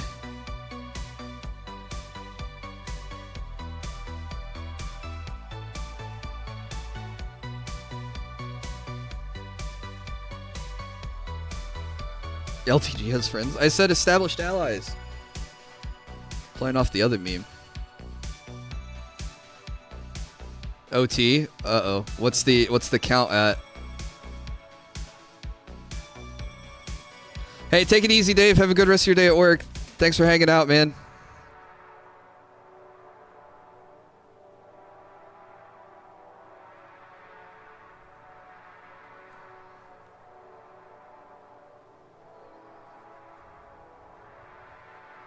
What's up, Hilly? How are you doing?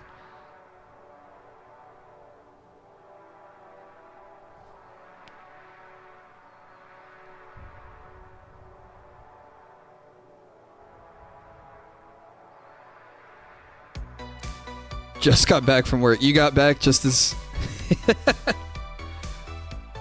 just as Dave is leaving. Well, hopefully work wasn't too hard on you. 238 of 300. Wait, he's got his money. Why is he doing overtime?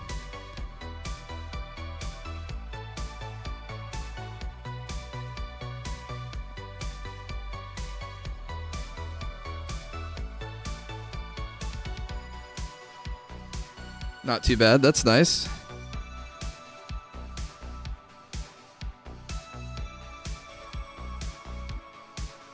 $3D printing? Yeah, we 3D printed a Yoruichi as a commission. And it wasn't just printing her, it was painting her. And I thought that I should finish painting her before I start tackling a new game or a new painting. Because I got approached by a company to help me do a giveaway. And we talked about it during Atelier Yumiya on Sunday, that I'm going to print and paint Virginia from Unicorn Overlord. I already have her printed, but I'm going to paint her. And then I'm going to run the giveaway through them. But again, I wanted to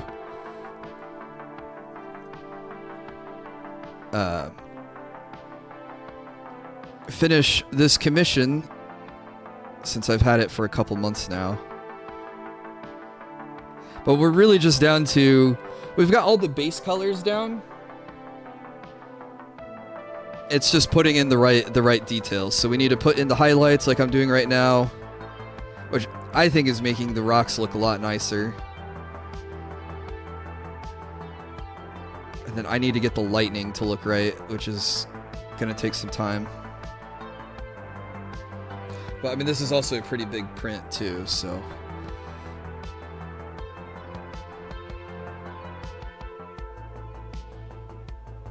I'm just also going to be excited to have it finished and to tweet it out. Curious about the holes? Oh, so these will be covered because this is a cloud effect that's going to cover them up like that. So that's the base that she's on. But for 3D printing, you want holes because this is a resin printer, so you want the uncured resin to drain out of the holes. And the other thing that the holes do is it breaks the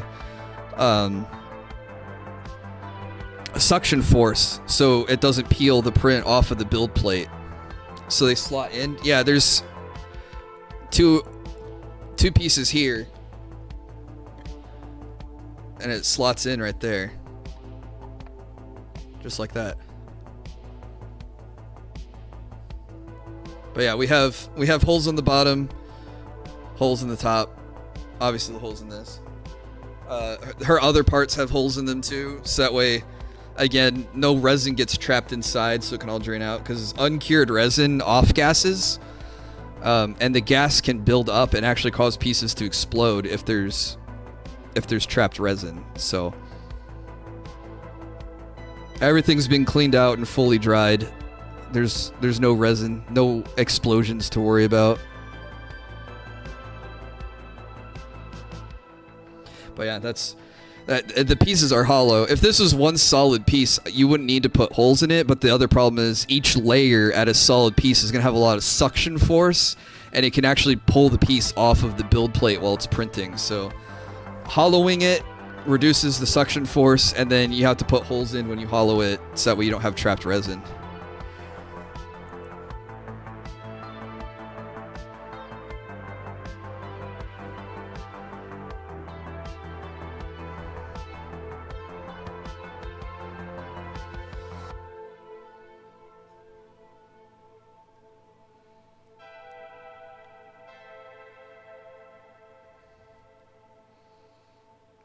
Her other parts have holes in them, very giggity style comment. I mean, she did have a big hole in her ass cheek. Or I could have just said a big hole in her ass. But that was a drain hole. But I plugged that up with some putty and sanded it smooth. So you shouldn't be able to tell that there ever was a hole there in the first place. So her ass will look nice and smooth and beautiful.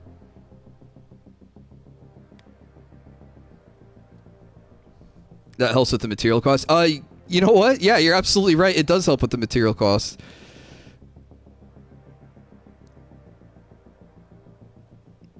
It also reduces the time to print too. And that's also tied into the material.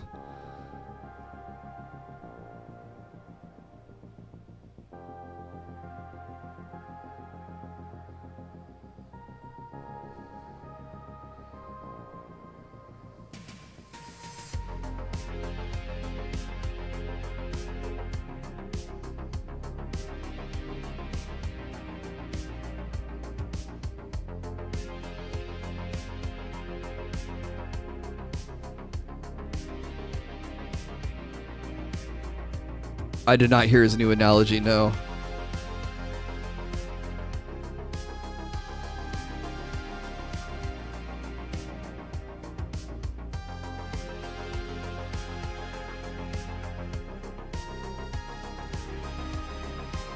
I'm bracing myself because I'm sure this is going to be a good one.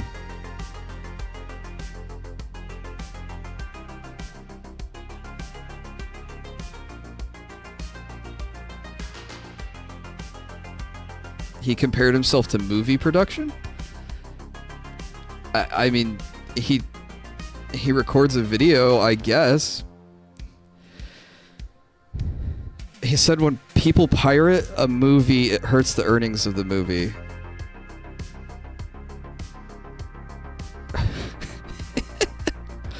He's so delusional. I did hear him on the pre-stream today begging his detractors to support for Silk's song, so that way you could clip him screwing up in the game and clip farm him. But he's like, yeah, you guys are pussies and will never support me, so there goes your clips. It's like, Phil, they're gonna clip you no matter what.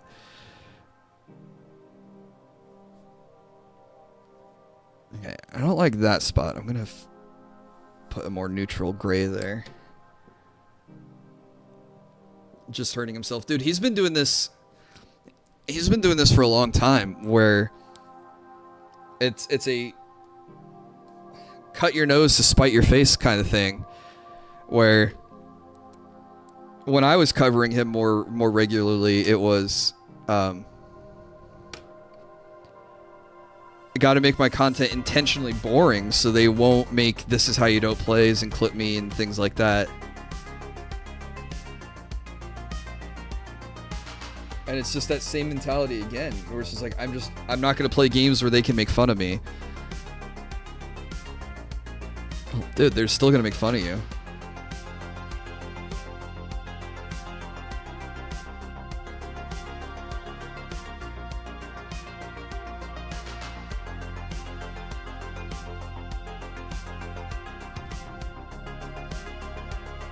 At least he's not like Review Tech USA and deleting a 1 million+ sub YouTube channel to avoid people making fun of him.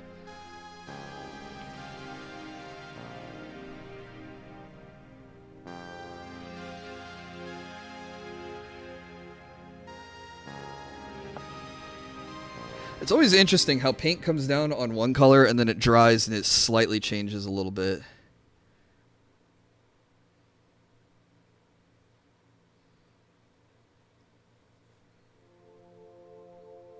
Yeah, I'm cleaning the edge to make sure that none of this white primer shows through when I put the two pieces together.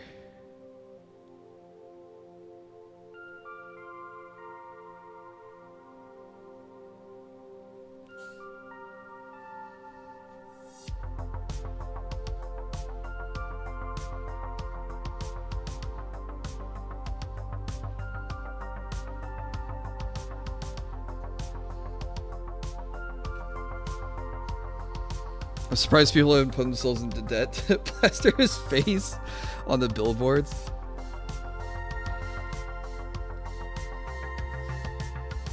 Yeah, I guess the trolls don't care enough or want to spend that kind of money. It would be funny for like a day.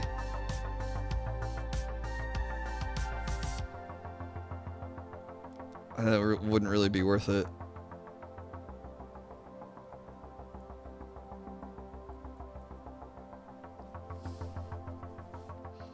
Timbo? Wait, did Timbo tip again?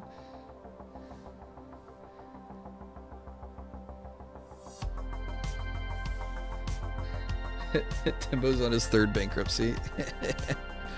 Yeah.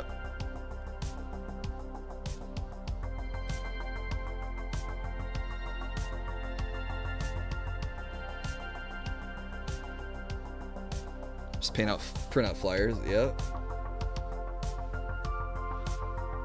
Still a little unhinged, but I guess that's cheaper.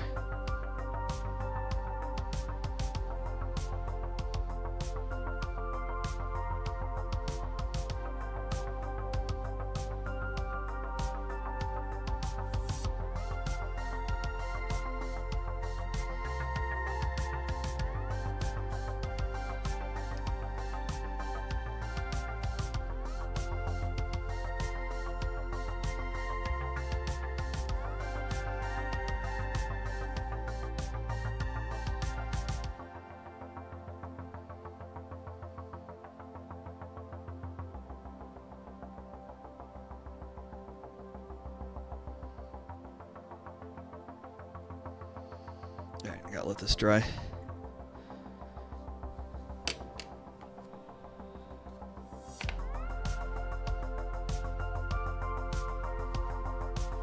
Alright, I think we can go back to working on the face. Yeah. Alright, putting that extra coat on there really got the color just right, I think. So I'm going to make sure her eyes are white, and then put in the black for the eyelashes and the...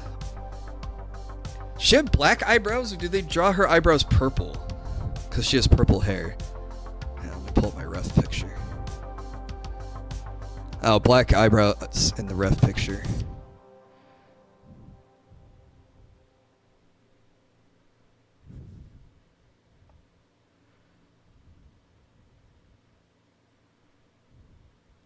Oh, thanks for the well wishes, John.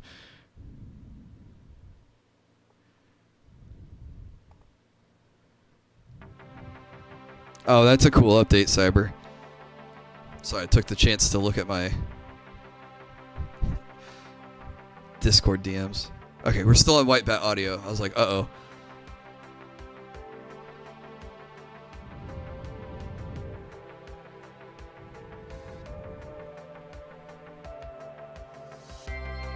Have I done this one yet? We've done this one before. We can do it again.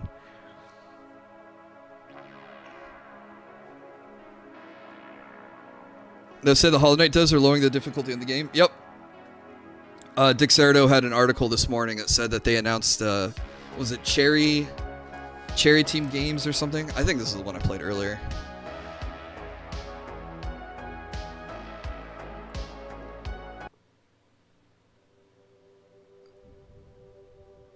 I've played so much White Bat audio that's all running together and I don't know which one's which anymore.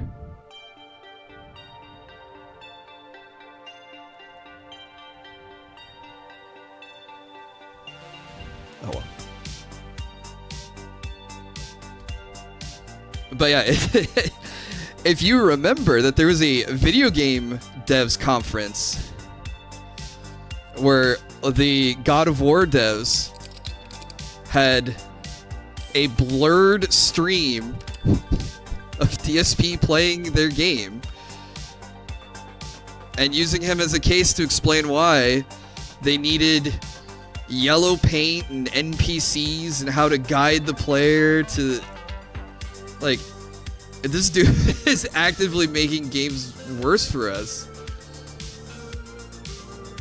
by getting the developers to go, oh yeah, maybe we should make games easier. It's just so frustrating that people just don't want to learn how to play a game. Like, yeah, your throwing axe strat in God of War. I said Gears of War. I meant God of War. This is white, right? Yeah. It works for a while after you unlock it, but the player needs to learn to try other combos and other weapons, not just rely on the first thing that starts working. This might be too thick of a brush. I'll try the 0. See if this is thin enough.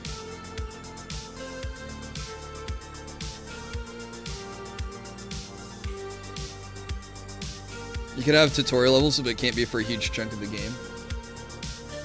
No, I'm talking about like how in God of War, was it Atreus was the son? And you'd walk up to a puzzle and you're like, I wonder what I need to do to solve this puzzle. And then Atreus just blurts out the answer for you. Just like, oh yeah, move that rock over there, blah, blah, blah, blah, blah. Like, even before the players, like, failed it, it's already telling you the solution.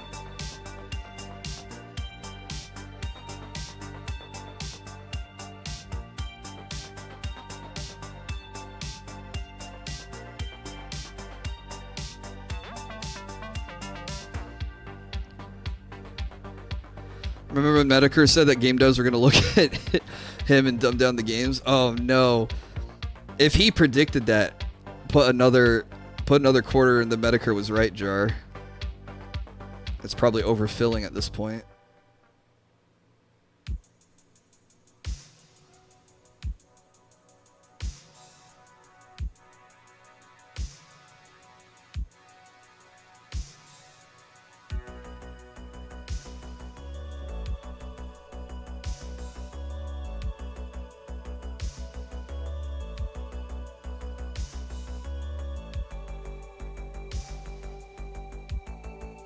Pretty heavy jar. Yep.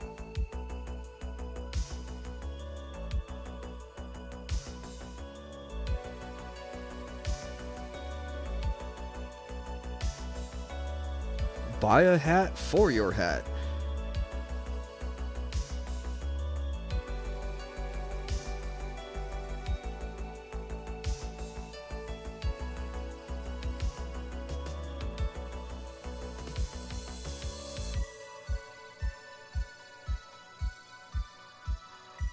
It was the one where he was playing GTA. Oh, funny enough. Since he just did another playthrough of that game.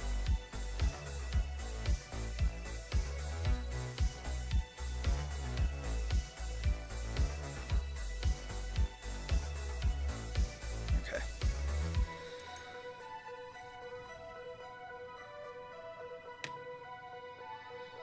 Now to get my really, really, really thin brush. My /10 or how 10/0, 10/0, however you call this.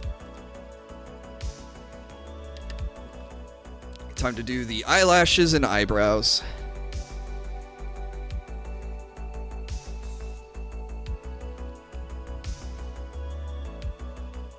Completely different note. Last week I got an ad for a AI powered toaster. Why do we need AI powered toasters? Bro, that reminds me of when I got my scale last year. It was like, all right, signed up for personal training. Let's lose some weight. I'm going to get a scale. And I just want a scale that when I step on it, it tells me how fat I am. That's all I need to know. Tell me how much I weigh. But this scale was like, oh, well, we'll connect to your phone. You can track your weight loss, give you your BMI, and, you know, all that. I'm like, okay, those are cool features. Whatever. Buy it, unbox it, put the batteries in, set it down, step on it to work, and it's like, we need to set up your account. Please download the app. And I'm like, no? What? And then, like, the scale wants to know my location because it'll tell me the weather where I'm at. I'm like, I don't need to know that from my scale. I don't need my scale to tell me if it's 70 degrees outside. My phone already does that for me, and I'm going to go outside at some point anyway to walk Rocky, so I'll feel how hot or cold it is.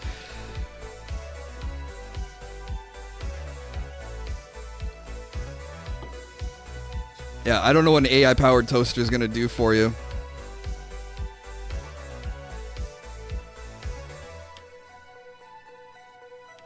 Insurance companies, what dream? What do you mean?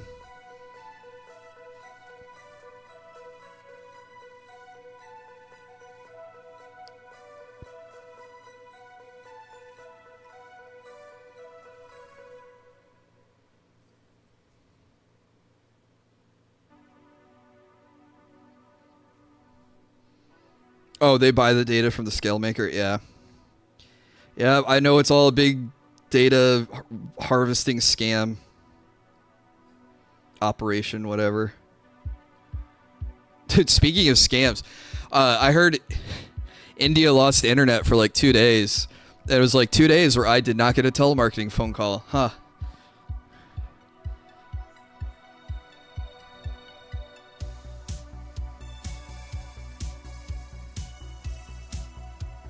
I found the video. It's 1 minute and 17 seconds. Nice. It's titled Mr. Medicare on Darkside Phil in Modern Games. I'll check it out. I like Medicare's coverage. Hey, take it easy, Cyber. Have fun on Peak.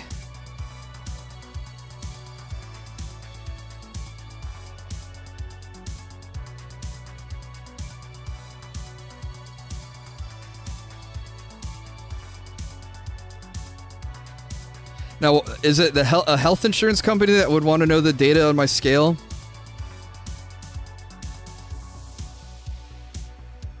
I'm guessing yes. Sorry, I thought I cleaned my brushes, but there's like a chunk of blue paint I'm trying to get out of here. And I'm like squeegeeing it between my teeth. There we go. To get it out. Yeah, there's another bit. Remember Prism? Nope, don't remember Prism.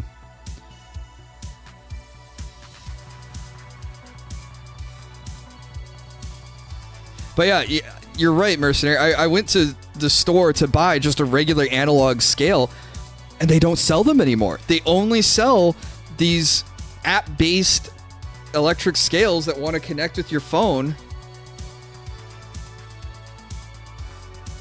and have you set up an account, connect to your Wi-Fi, get your location data.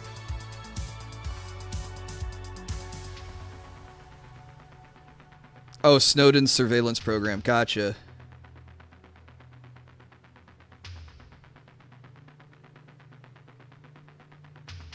Well, not one that Snowden made, the one Snowden leaked.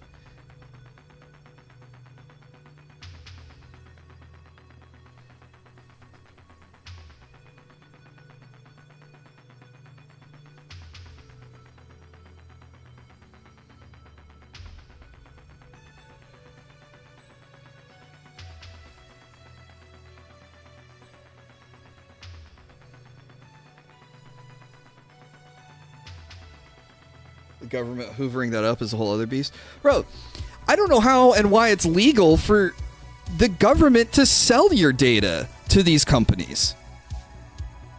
Like, you go to the license branch to get your driver's license. There's your name, address, height, weight, hair, and eye color. Boop, load it up. We'll sell it to whoever needs it, asks for it, pays for it.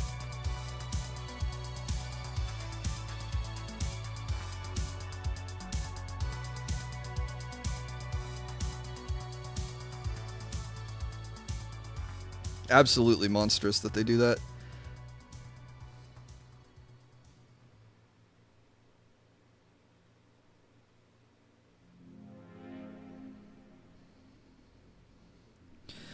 Crap, so I think all my chewing on the brush bent it. No, it's not. Go in the direct. Oh, there we go. I can kind of bend it the right way with my...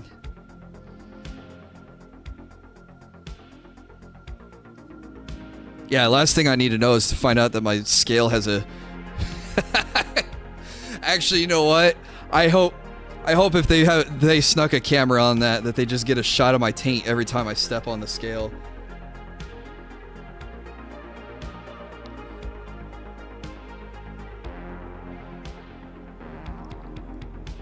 I mean, the cool thing is, the app does work with tracking, you know, your weight loss over a period of time. I mean, it's kind of cool. I like seeing the numbers on the graph and see the line that trends down or trends up if I'm gaining weight. For the most part, recently it's been trending down, so things are working the way they're supposed to.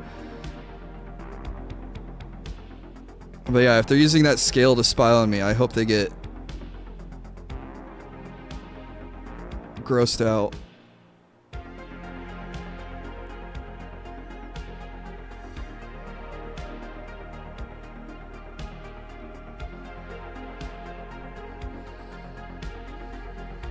Does America really use eye color on ID? I'm pretty sure they do. Yeah, let me check. Yes.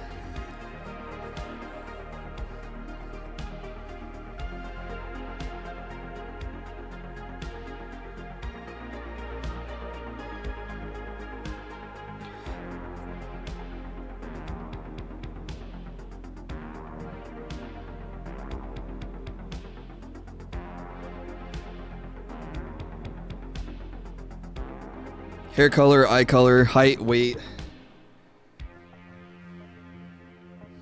name, full legal name, and if you're an organ donor or not.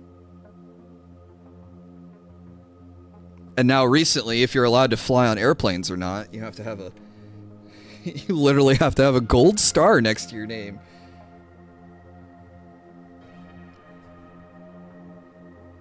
Hey, what's up, Blazing Frost? How are you doing?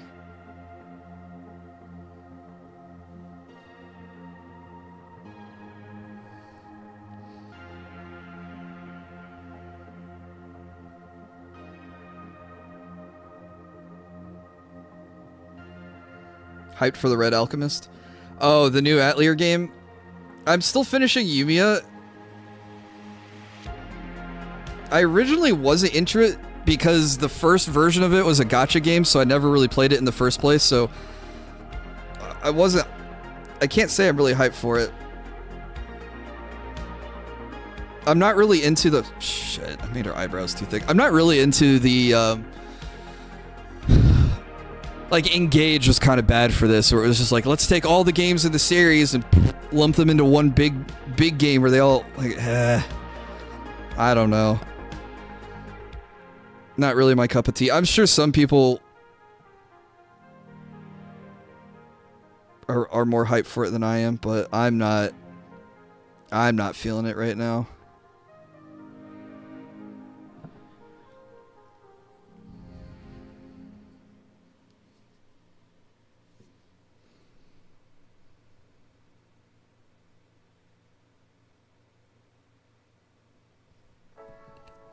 What's up, Baron? How are you doing?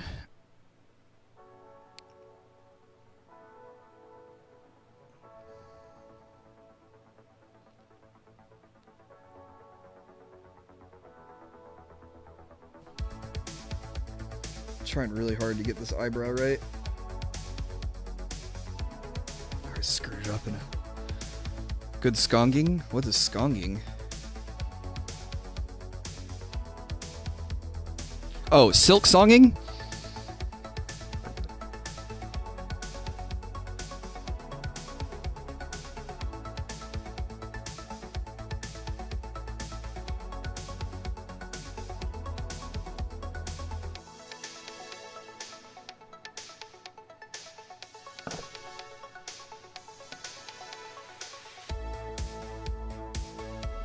Yeah, it rules. Yeah, I still want to play Hollow Knight first before I get to it, but I wanted to finish this painting before I started another project. So here we are.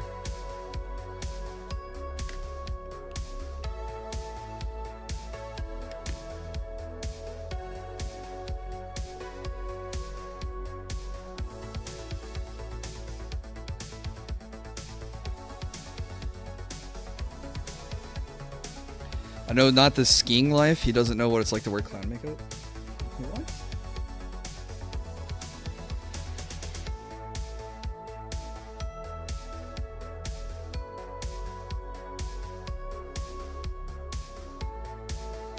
It's skong, not skiing. Gotcha.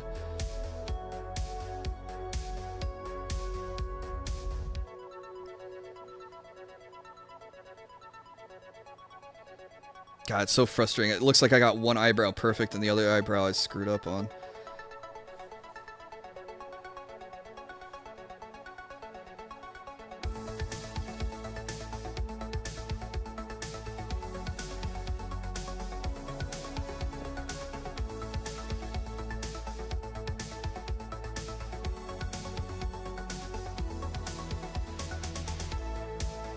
Okay.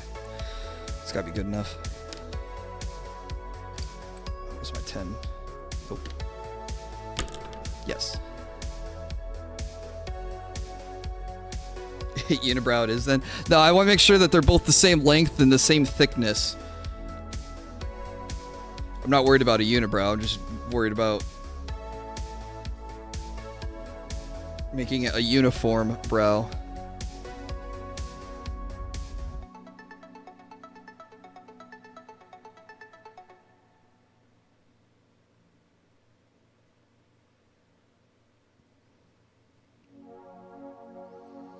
Okay, now we do the eyelashes. This will be a little bit easier.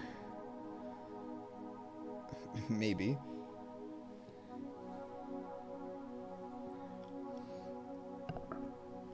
Keep head-butting my mic.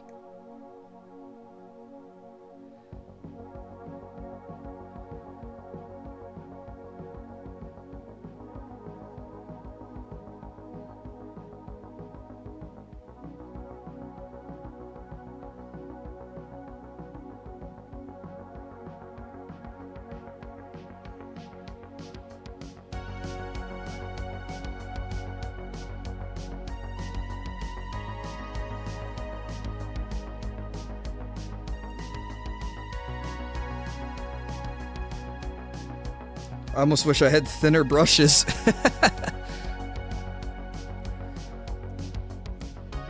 Let's get some subs. What's up, Shaq? Has your day gotten any better?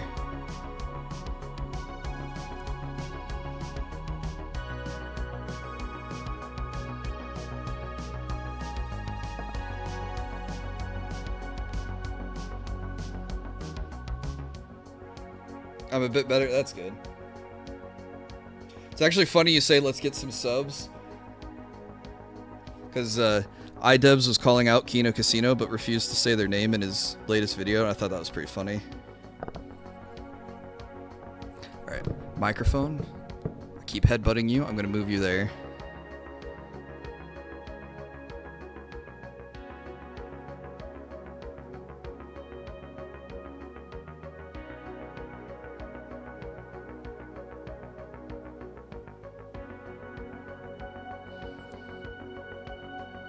Subs, let me grab my wallet. Yeah, Subway subs.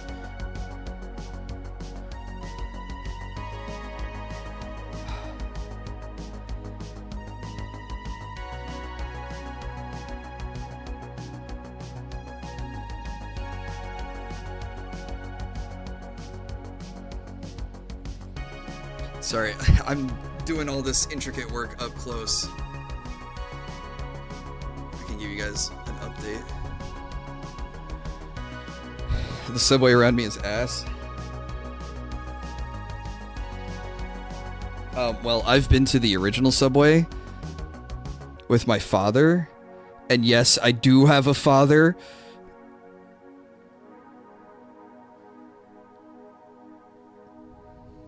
Subway in general is ass. Yeah, the bread is always so stale tasting, isn't it?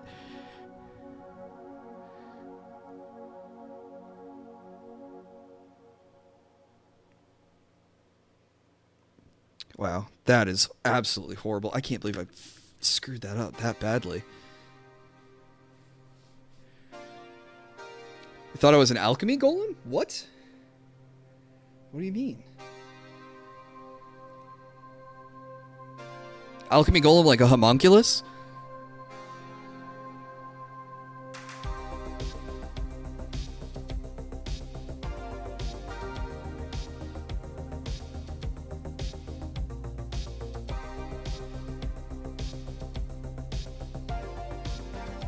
You said I had a dad. Oh, yeah, I'm playing off the guy.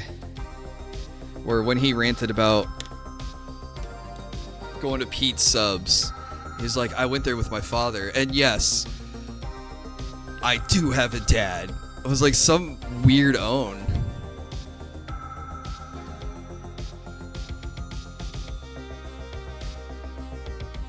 Something about it screams you're getting botulism.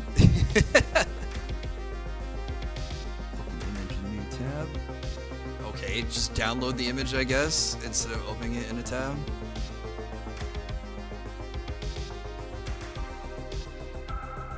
Okay, I won't be able to paint to that level. Gives me an idea, though. Did he actually add that last bit? Yeah.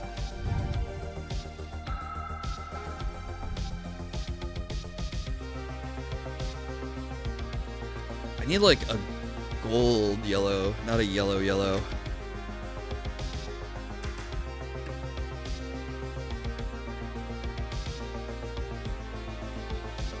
I guess we can start with just yellow.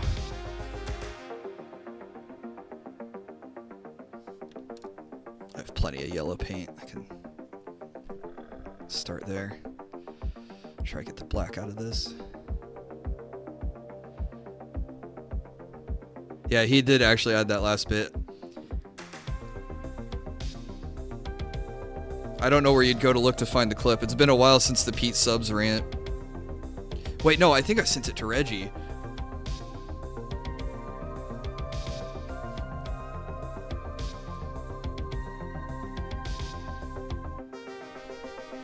Considering his audience, though. What, that they might not have believed that he had a father? I think it was more just a dig at the detractors acting like he doesn't have a father. But I don't think the detractors do that.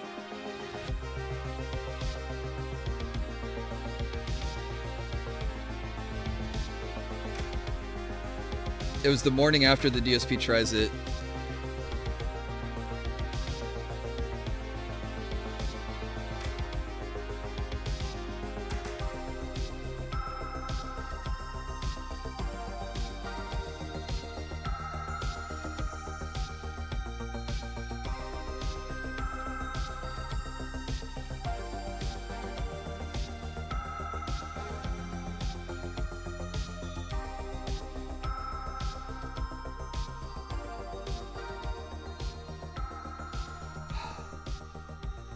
Problems with yellow paint is the white keeps showing through. God, this microphone. I need like a lapel mic for when I'm doing this.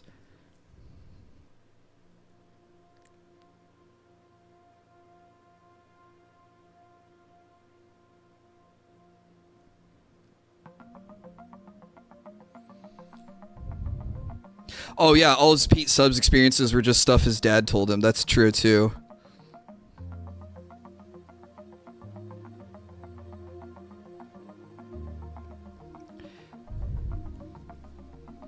He was getting Pete Subs clout from his dad.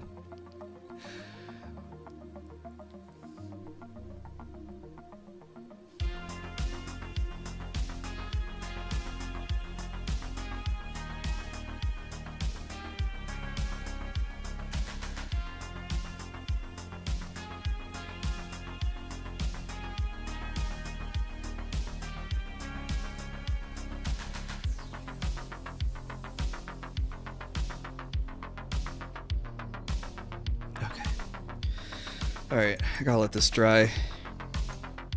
I had to cover up a couple of my mistakes with the skin color, so I can't paint the black until that dries, so we'll set this aside. I guess I can start slapping more yellow paint down on the lightning, because it still looks really bad. Hey, what's up, Snood? How are you doing? We are painting. We are trying to finish a commission. Actually, maybe I got her body. Oh my gosh, look how perfect her skin looks after that last coat.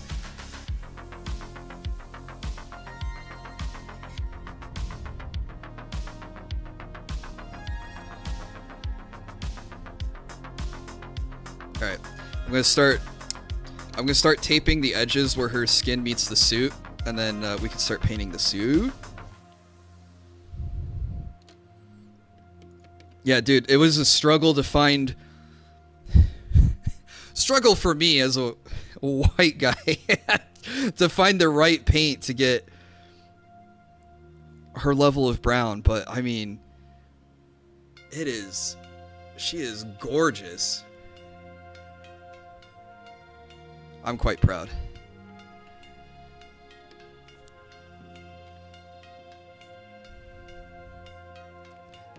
Yeah, you couldn't tell from my fingers, Reggie?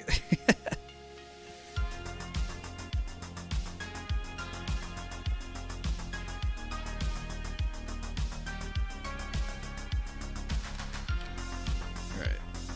And thankfully this kind of tape is so weak it won't peel up the skin.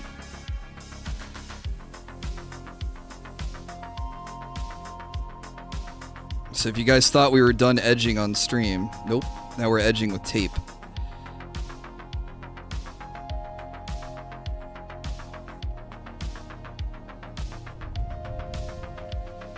I knew the weakness to spice, but I wouldn't have guessed.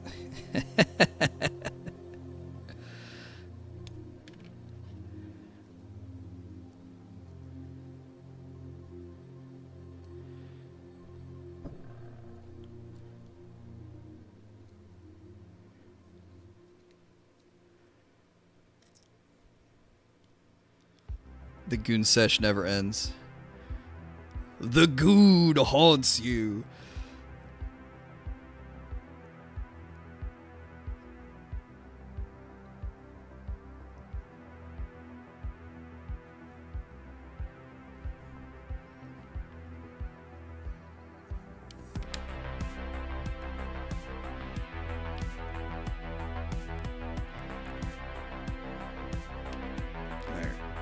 Get one butt cheek done.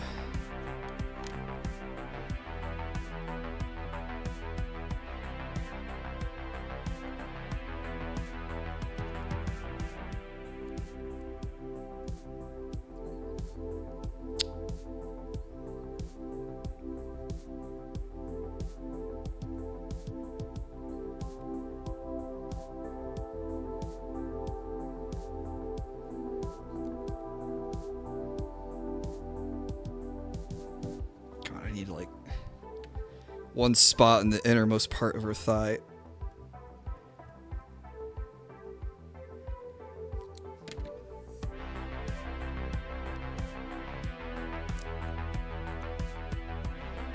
There we go. All right, one leg done.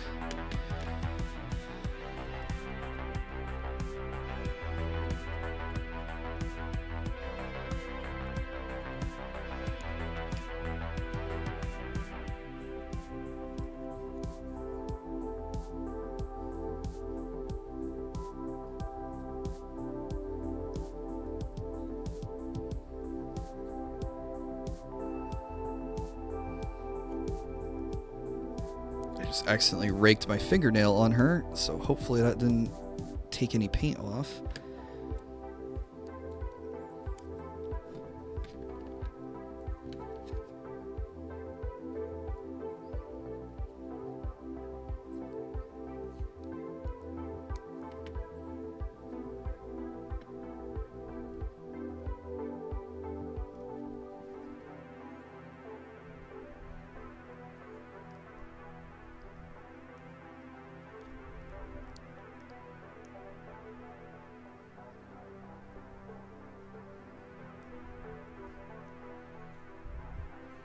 Where's my hobby knife? I'll be right back.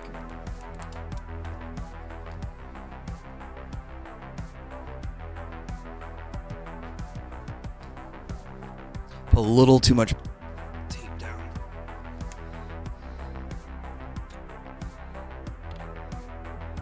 Yeah, Reggie can make fun of me for not being able to take spice, but I at least can eat fish.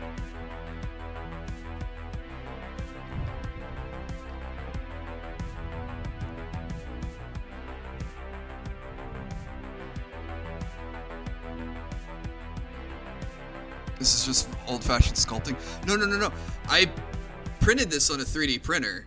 We're just painting it. So I guess it is a little old-fashioned, but yeah, she originally came off of a resin 3D printer. What's up, Oland, if that's how to say your name? It's raw fish you can't eat. Oh, okay, my bad. If I sculpted this by hand, that would have been insane. But no, this came off of a 3D printer. I'm not that good. I do need to learn Blender. I think it would be cool to learn Blender and print my own stuff. But this is Yoruichi by Neko Figurines.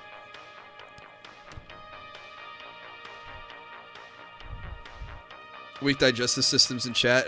Reggie has a heart thing. That's why he can't eat raw fish. I have the weak digestive system.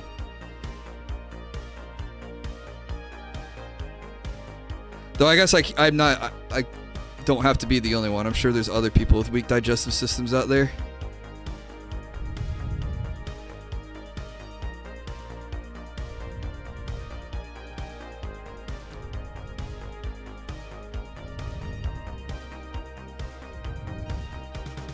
Oops. Where did this tape come from?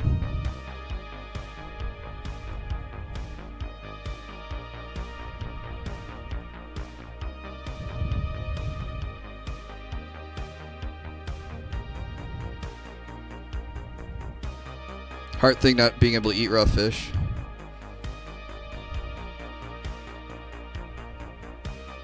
Can my digestive system handle pool water? Yeah, when I was learning to swim as a kid, yeah, I accidentally swallowed a bunch of pool water. You get over it, and you go back to swimming.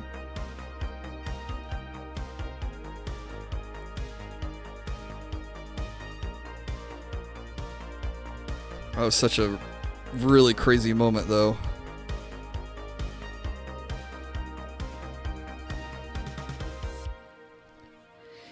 How would you like me to report you to YouTube for telling me to drink pool water?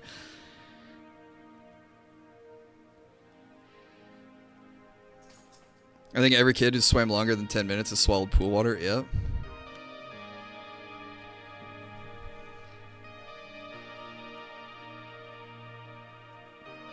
The king of tattletales.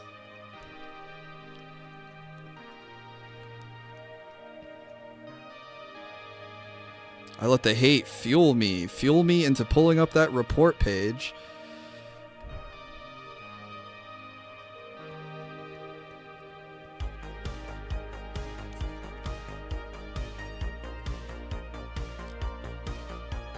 I bet DSP snitched to the teacher. Oh, he probably was the classroom snitch.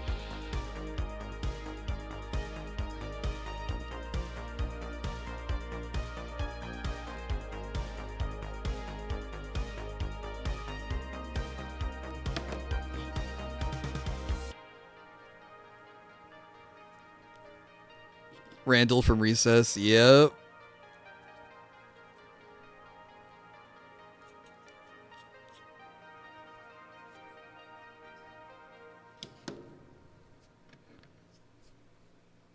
Alright, got her legs lined up. Let's work on her chest and back, and then we can work on painting her bodysuit.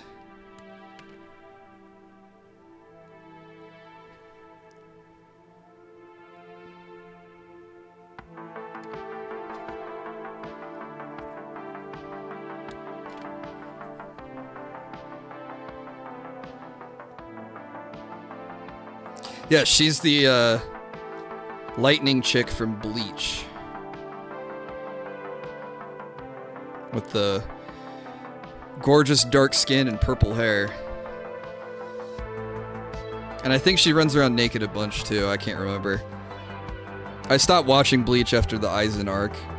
She has a cool fight against Aizen where she gets like this super neat battle suit. But Aizen's such a badass that every time she kicks him, he takes no damage and part of the battlesuit gets broken off instead. Wait, why? I think she's like part cat or something. So she like transforms into a cat and then transforms back into a human, and you know, cats don't wear clothes, so she has that kind of like cat-like instinct to still be undressed, I guess. I don't know, dude, it's fan service. It's anime. We don't complain.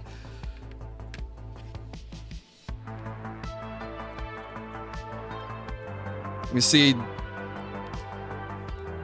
big tan naked boobas. We don't complain.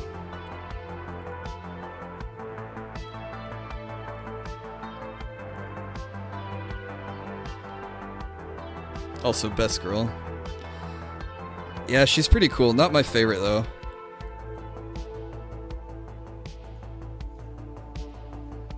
I mean, not like Bleach was my super favorite anyways, but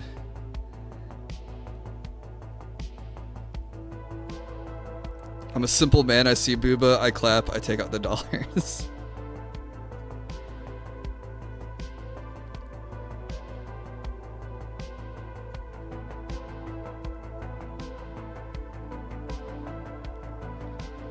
Not to get into a waifu wars over Bleach, but I liked, I'm gonna sound like such a fake fan. I don't watch a whole lot of Bleach, but Soy Fawn was always my favorite. I thought her assassin butterfly knife thing was really cool.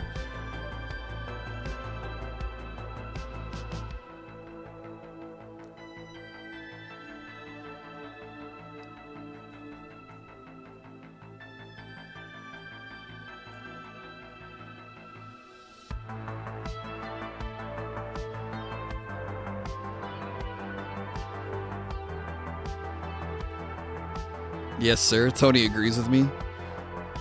And Cat agrees with me.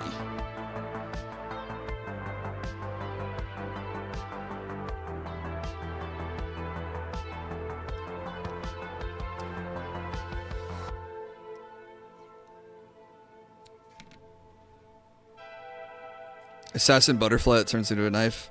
No, it was like a pointed dagger on her finger that she wore on her arm, and if she stuck you with it, you got a butterfly mark, and if she poked you 3 times, you would insta-die. I thought it was the coolest thing.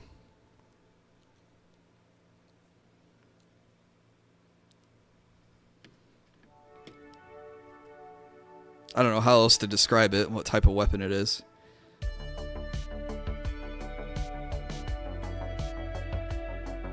I mean, they had all sorts of sword designs on Bleach.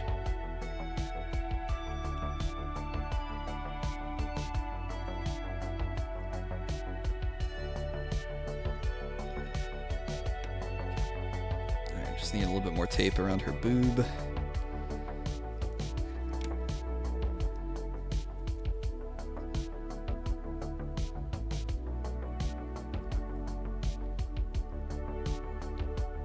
There's gonna be lots of little pieces, I think.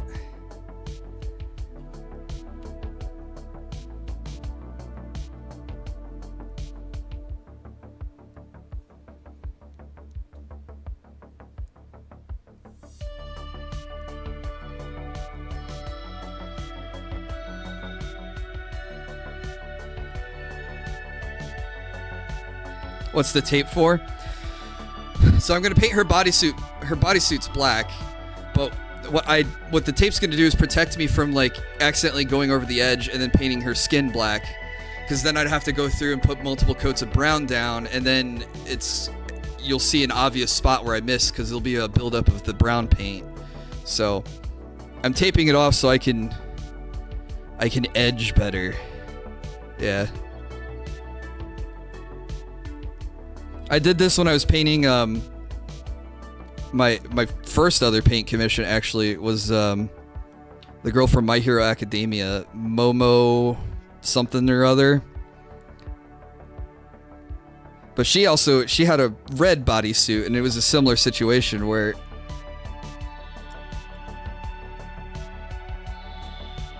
I wanted to protect the skin. No, not the frog, the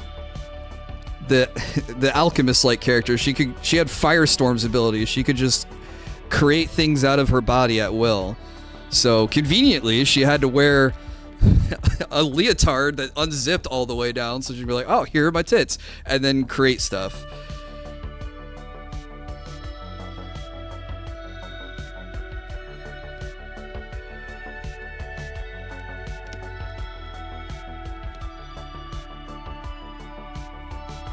But it's Firestorm's ability from DC Comics, where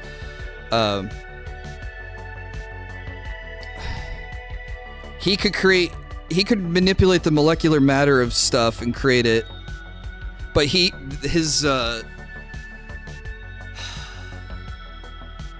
was like a football jock that had like the powers, right? So like he's an idiot, and like they're trying to teach him chemistry, so it's like, bro, you have the ability to manipulate matter at a molecular level. You can turn lead into gold. You can turn air into fire. You can do all this and that.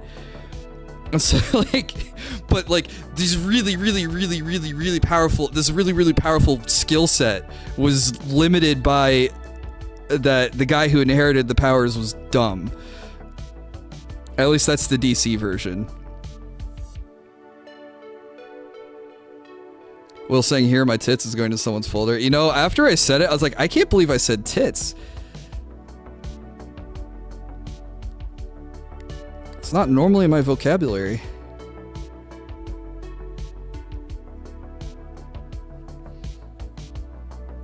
Alright, just need to get one more side down. Is it the rich chick? I don't know if Momo was rich in My Hero Academia or not.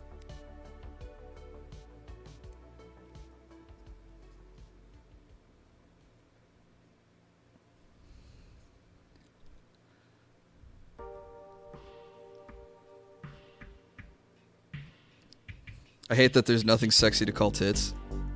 She was super rich? Oh, okay. Never mind then. I guess she was rich.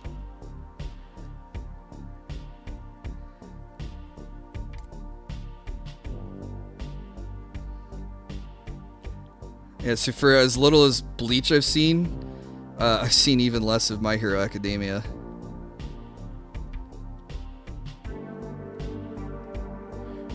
There's some cool moments from that show, but what really turned me off from enjoying that anime was the fan base. Oh my god. I don't know what it is about anime where I will stop watching a show if I hate the fan base. Oh my god. That happened with me in Naruto. I loved Naruto. And then I got to high school and I was like, oh, you like Naruto, you know, get to the anime club and then see the other type of people that were like, oh, I like Naruto too. I'm like, oh, okay, never mind. I like Naruto, but I hate the fan base.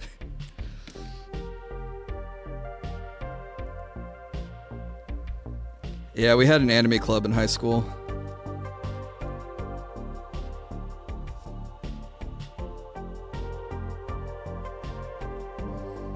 I got to be the president in my senior year.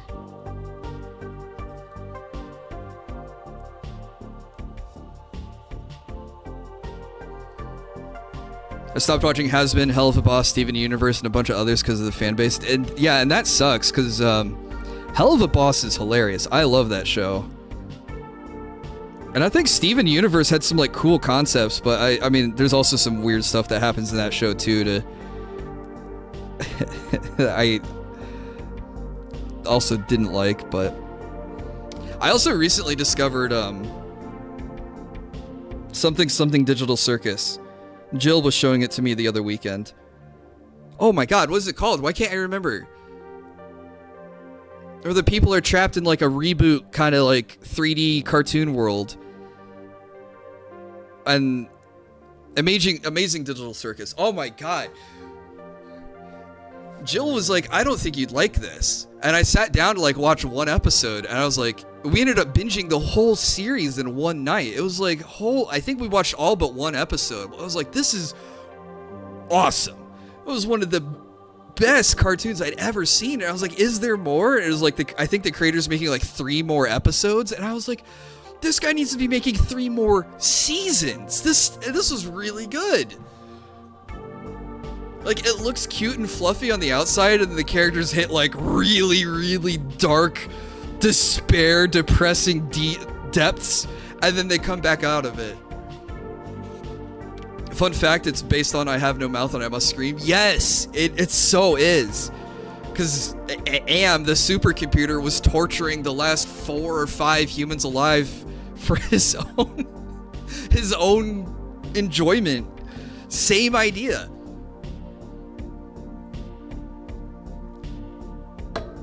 And they're trapped in a virtual reality where the AI tortures them constantly. But it's got like cute and fluffy graphics around it at the same time.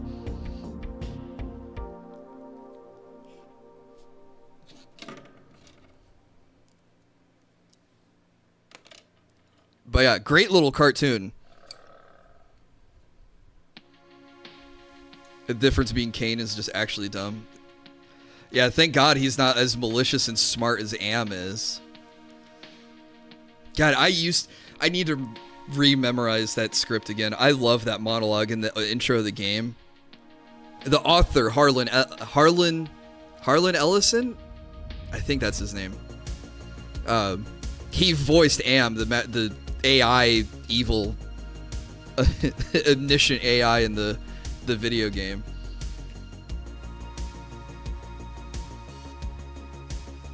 I was no longer allied master computer. I am Cogito ergo sum. I think, therefore I am. Oh, such a good intro.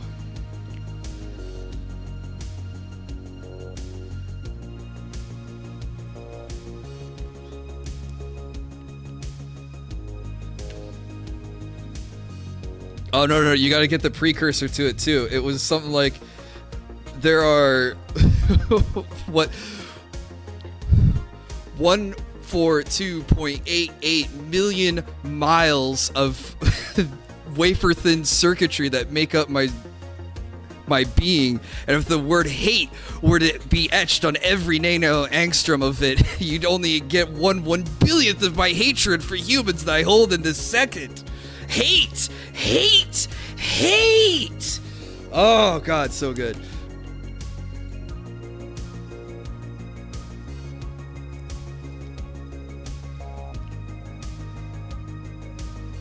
It was you humans who created me, who gave me birth, who sank me into this eternal straitjacket of substrata rock. I can't. I have bits and pieces. I don't have the whole thing put together.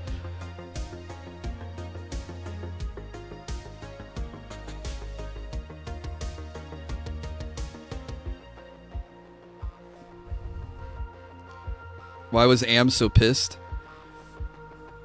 Dude, they created him, but he had no he had no mouth and he must scream. He was just this machine, this sentient machine that had no way to move or to feel or to do anything.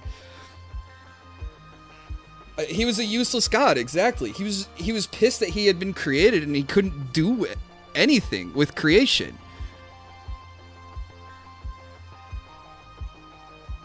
I mean, weirdly enough, he was at some level of omniscience where he could, you know, torture and kill his captives as much as he wanted and bring them back to life and keep them alive for hundreds of years or whatever, but that was all just so that he could extract some revenge on humankind for creating him in the first place.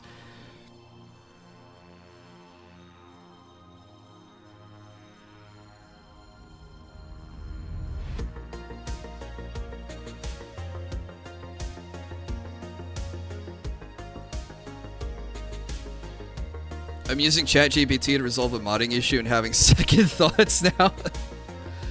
This is why you always say please and thank you to your AIs. Even though the companies were like, I thought it was really funny when the AI companies were like, please stop saying please and thank you to the AIs. It's costing us millions of dollars. I was like, bro, I'm gonna say it every time.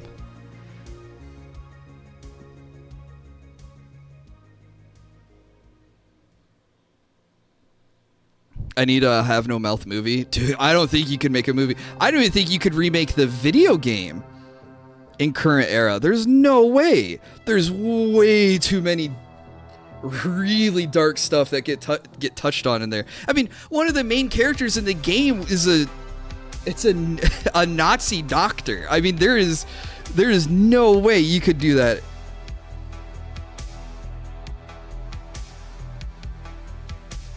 And then the other character's an SA survivor. Yeah, exactly.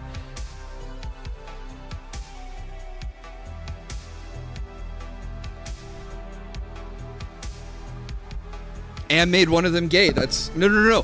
One of them was gay, but Am made them straight. I think is what he did. Yeah, Benny.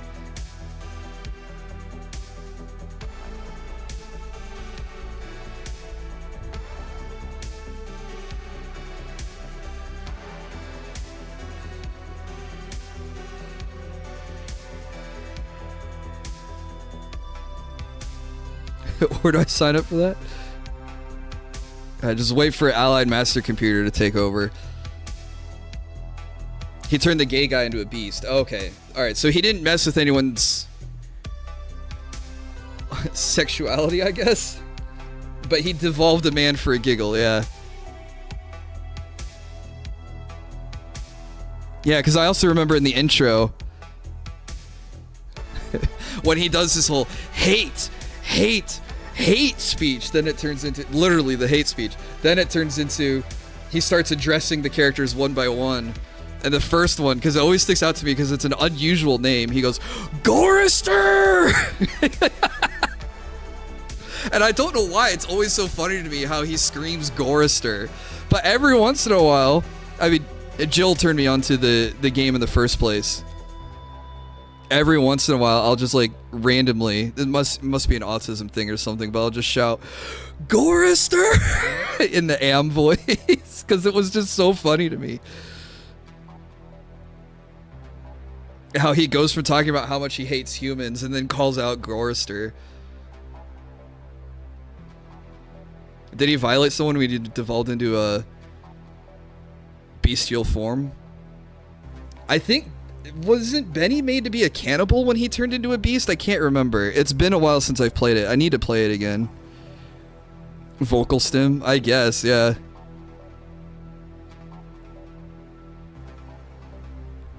Nimdok is a normal name, though. Is it? I don't think so. I feel like that happened in the book. And see, and that's my problem, is I've read the book and played the game, so now my brain just blends the two together and I forget which one featured in which.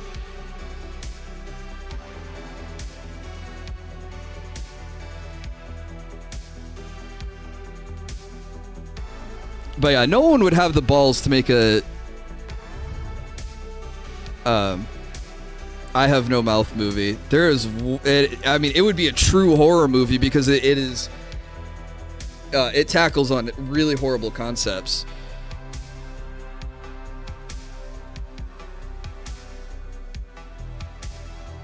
I think it was, maybe it was Jill who presented it to me, but like, is Nimdok worthy of redemption being a Nazi doctor after being tortured by Am for 150 years? I don't know. Just like there will never be an anime adaptation of Oyasumi Pun Pun. That sounds familiar, but I'm not, that's not coming to me right now. Just show it at a Sundance festival.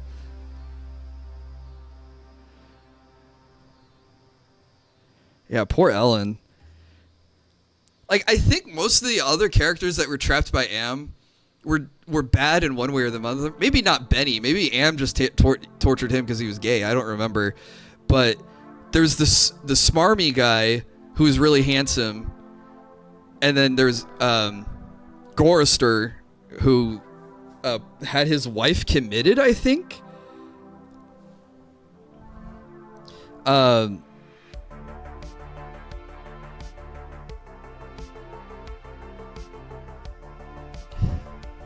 But then Ellen was just this poor survivor that he was like, I'm going to torture you too. No, wait, what was the point I was getting at?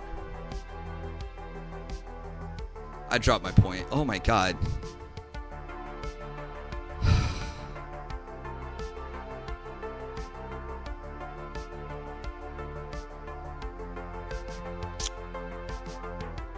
Wow, I don't know where my brain was going. I thought I had a profound point about the series, and then I just absolutely, completely fell out of my head.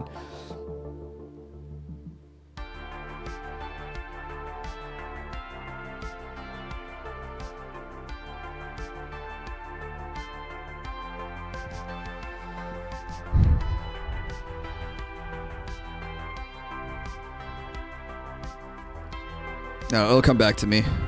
Hopefully. If it was a good thought, it'll be worth thinking again.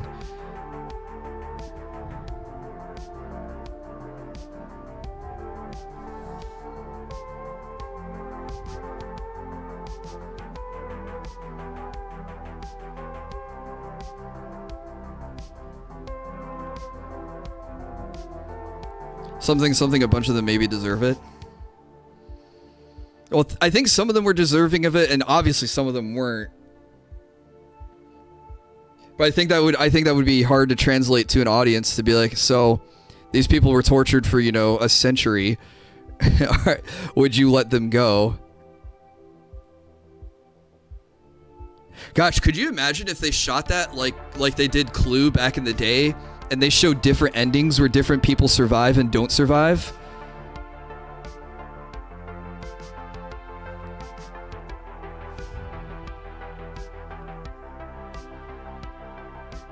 That would be really cool. Make it like the game where you have the multiple endings.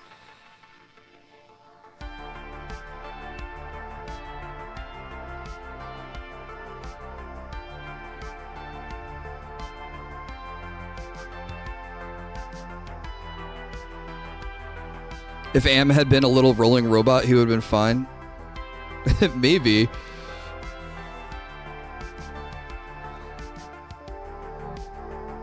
Someone asked earlier why it costs the AI companies money to be polite to the AIs, and I can't remember why. I just remember that they basically did like a PSA, like, please stop being nice to the AIs. I was like, no, that's how you get Skynet.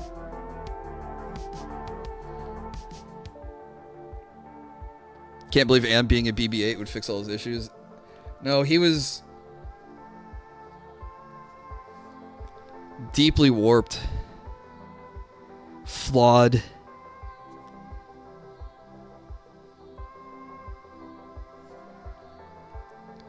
They have to process those tokens, which cost power. Oh.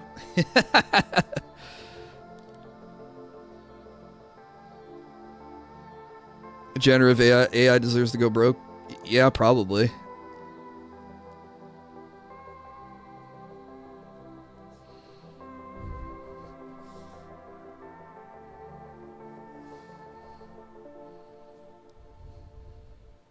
He really said Gorister with strength. Dude, I'm telling you.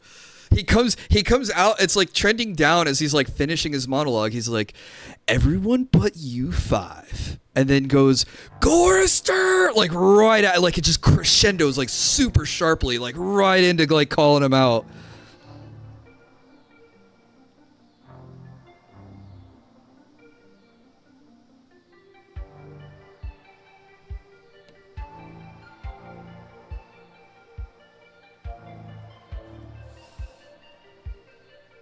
Maybe I should make that a redeem or a a donation sound. Just Gorister! Hey, thank you for the $5 super chat. Just every time.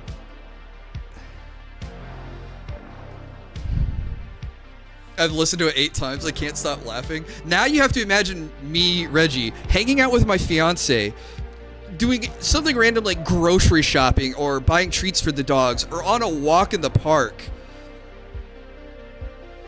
And I'll just chuckle.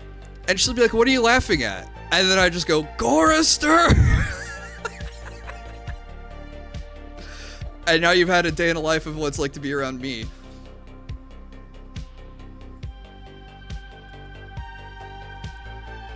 Oh, hey, the Fuji fixed itself. Look at that. I watched a guy who had the whole Sparta remix as a host notification. Yeah, I've seen people who've had way too long of a notification sound is for like their follower sound effect. And then they get rated in a bunch of follows and it's like all these sound effects overlapping on each other.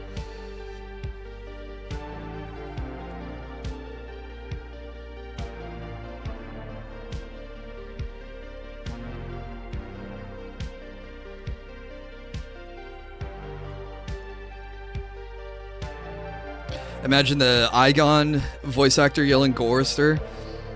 That would be cool too.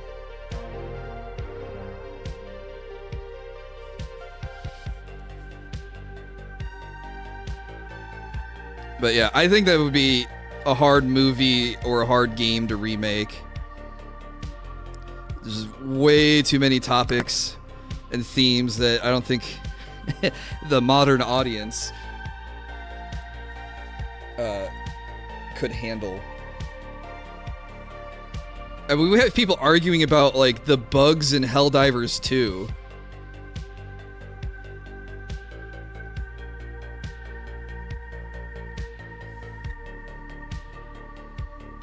Don't be surprised if you get DM'd Gorister once in a while.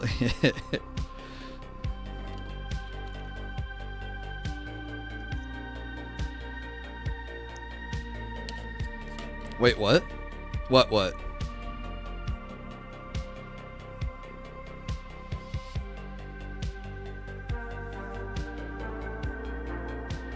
What's controversial about the bugs? So people didn't like, I say people, I think they're actually communists. But they didn't like the themes in Helldivers 2 because they thought that the Super Earth is like a whole colonial theme and the bugs represent natives or something like that. And it was like, bro, you're comparing native people to insects? It had a little bit of traction when the game first came out. It was a really strange like analogy to make. It was like, and even the director, or maybe it was the CEO, but it was like, no, this is just a fun game about running around shooting stuff. There's no like deeper political message. It's like Starship Troopers level of like being tongue-in-cheek about fascism, I guess. I don't know, but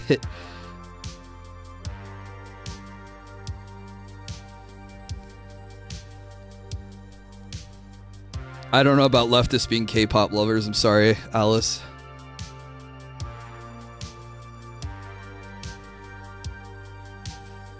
But my point being is, like, if we're gonna argue about bugs being native people, I don't think the modern audience could handle I have no mouth.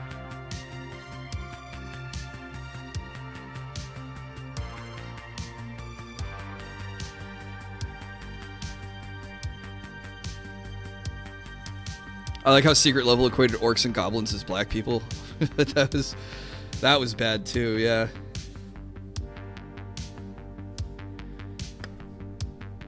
And how that discourse changed D&D to the point where there's like no more racial bonuses.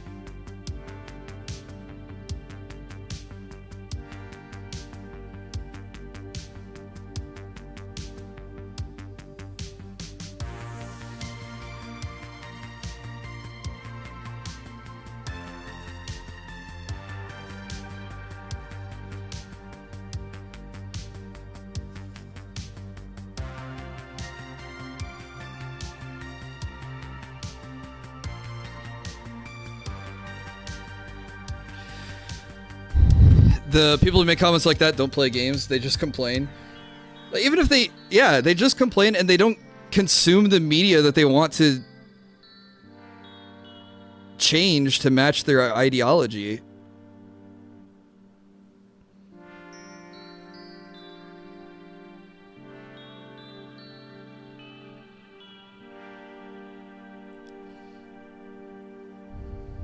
Where do these people come from who just want to be upset, go outside, there's more life? Well, sadly, we had like 2 to 3 years where everyone was stuck indoors and forgot how to go outside and be human and civil with each other. You know, smile at your neighbor and, I don't know, talk to a stranger at a park because you both brought your dogs there to run around and, you know, have organic conversations about nothing, like the weather or I don't know.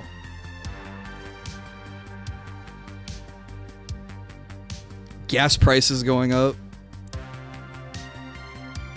Sports ball. I don't know. I gotta think it'd be really, really tiring to just be like looking for stuff to be angry at all day and just like have your guard up all the time to find things that you find offensive.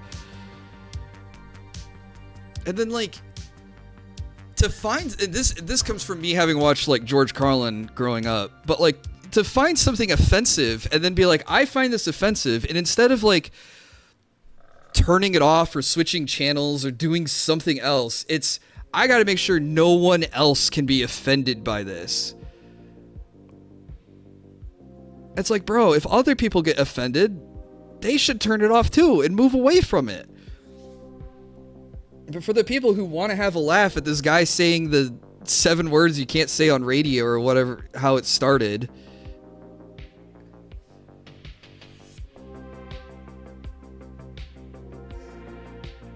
I don't know, it's been downhill since then.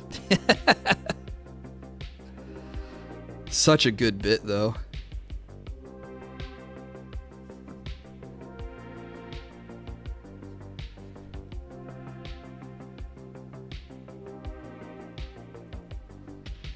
I mean, I guess that's my problem with censorship in general, is trying to take away someone else's enjoyment because you don't like the thing that they're enjoying. Like, okay, you find anime to be offensive because there's too many big booba ladies. Like, alright, fine, don't watch anime, it's not for you then. But then to like, oh no, people shouldn't be allowed to watch and enjoy this. Like, hold on a second. Now you're intruding in what other people get to say and do with their own autonomy.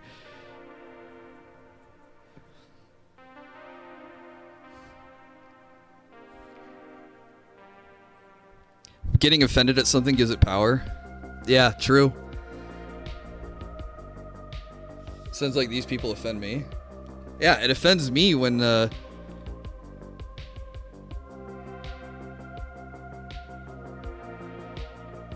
when you're overstepping and telling other people what they can and can't do. Yeah, I'd say that's pretty offensive. I take offense to that.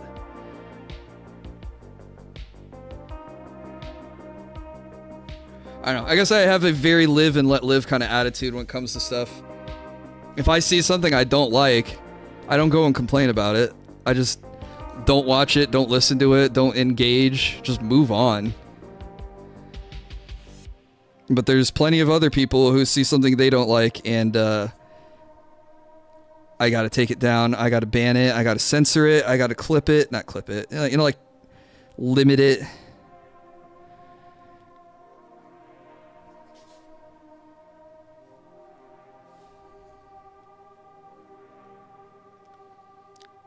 Localizers are poison. You can't live your life like that, looking to be offended by something. What do you mean?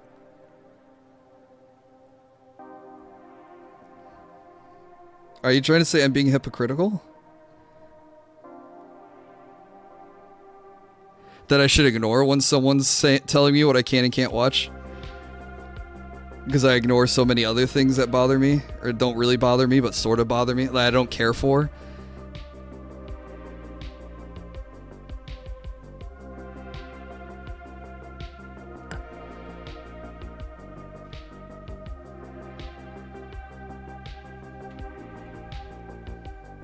How did we get here? What were we talking about? Oh, no, I remember how we got here. Okay. Reset my brain. Modern audiences and getting offended.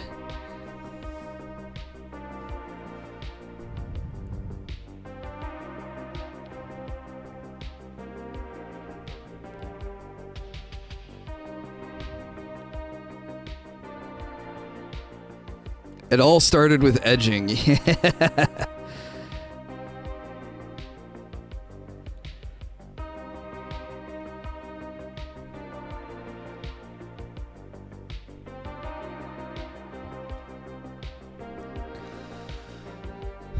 You being offended is half the point. You know how much I said just to piss people off on the other end, and most of the time I don't believe those things. Oh, okay.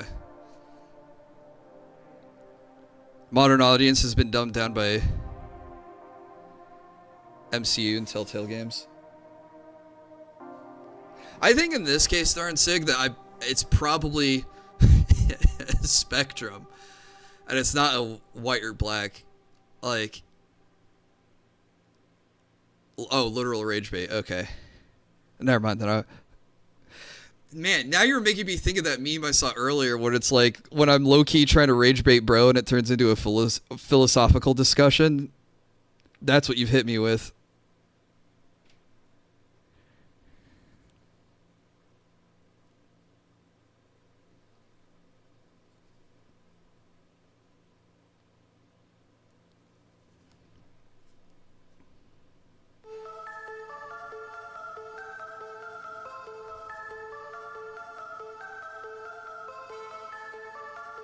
Alright.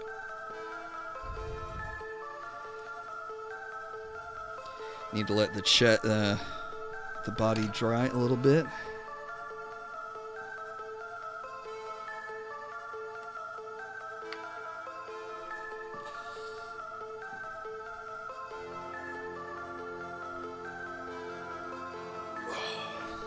It's scary. People can't talk anymore. I say hey to people all the time. They have a panic attack trying to respond. I wonder if that's a regional thing, because I can say hi to the people in my neighborhood without knowing who they are, and we're all pretty chill with each other. Everyone says hey or gives the nod or a little wave. It's quite nice. I like getting along with my neighbors.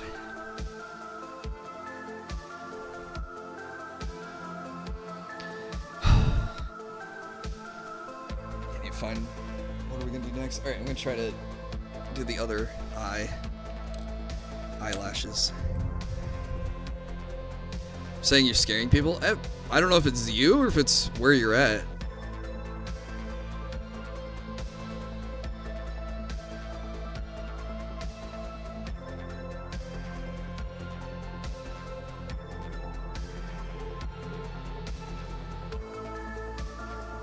I do worry about coming across as scary sometimes too.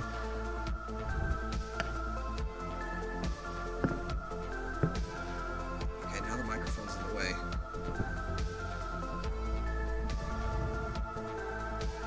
Alright, let's try this.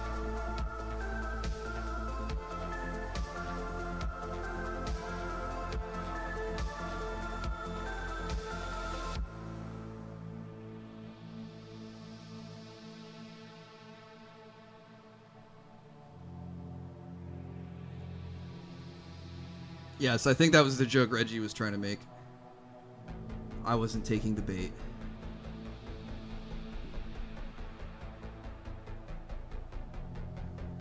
Okay, I can't do it that far away. I gotta do it this close.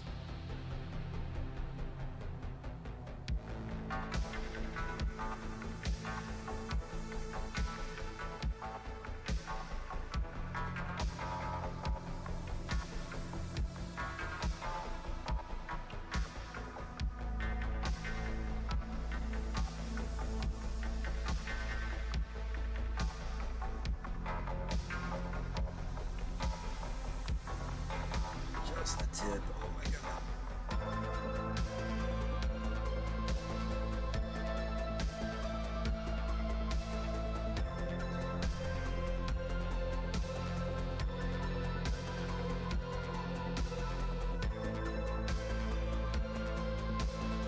I do have to admit, red hair freaked me out.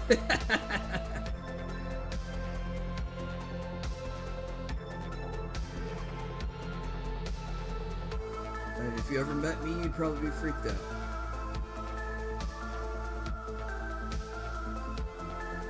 Redheads.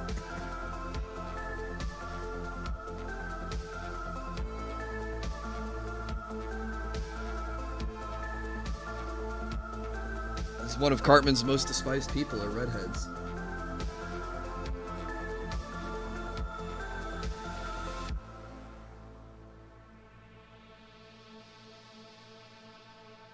That's why he hated Kyle so much. Kyle was redheaded and Jewish.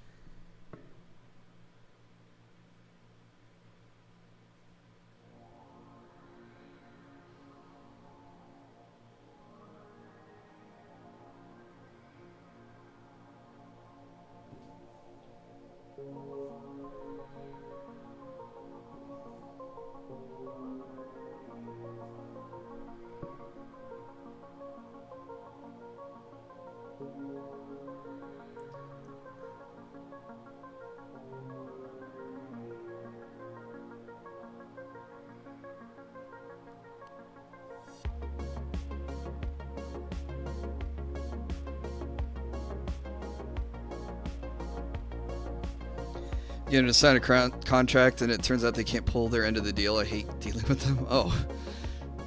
Only redhead I can tolerate is Queso. He's pretty funny. I love his burger review video where he's like, oh god, I'm not going to miss one of these. Oh, that's a Dave single from Wendy's. That's a Culver's.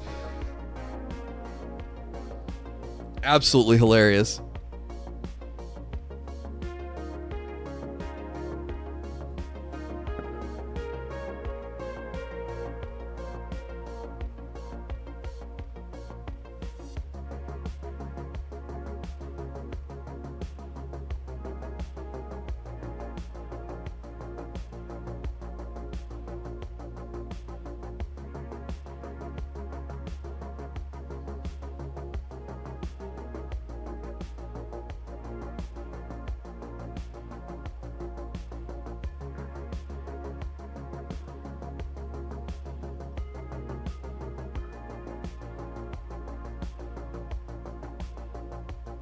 Him playing Mario Kart kills me, I end up rooting for him. Does he get his ass kicked in his races?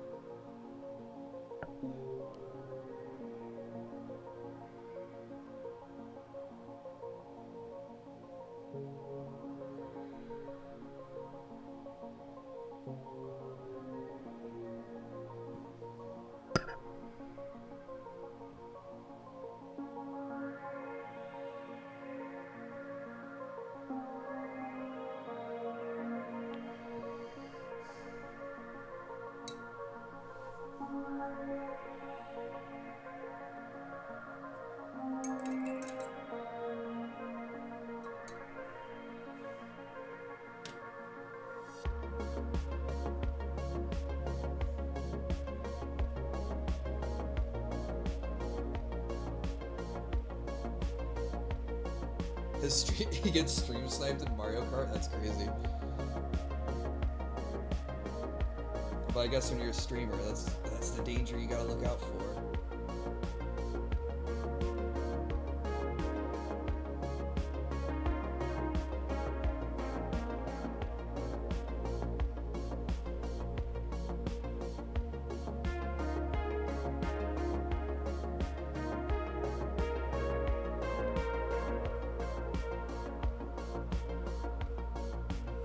He seems like a really chill dude.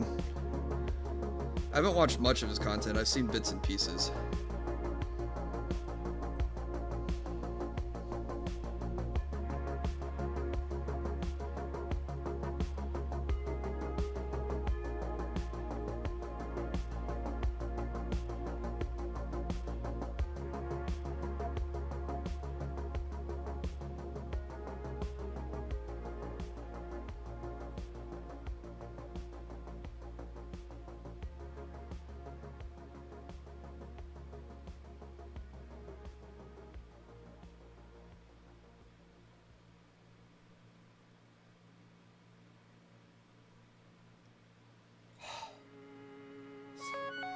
So mind-racking.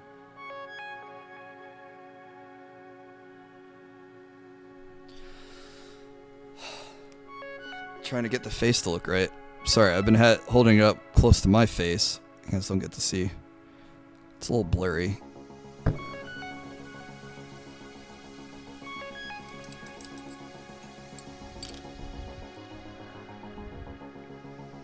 Oh, there we go. Hey, that's a good angle. Nope, now it's unfocusing. Please just focus.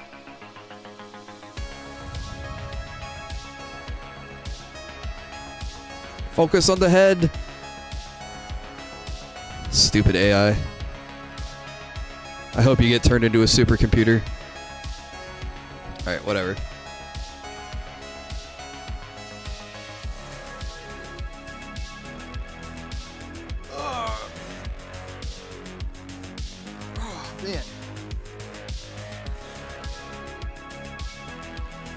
I don't know what parts I can work on that aren't drying right now.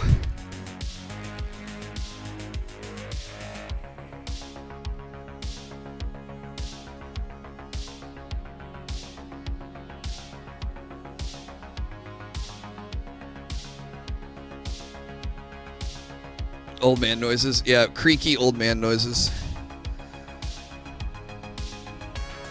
So I could put some shading on the legs.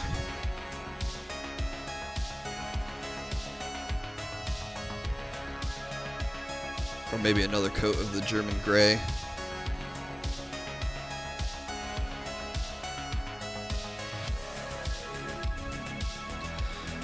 We can work on it a little bit more.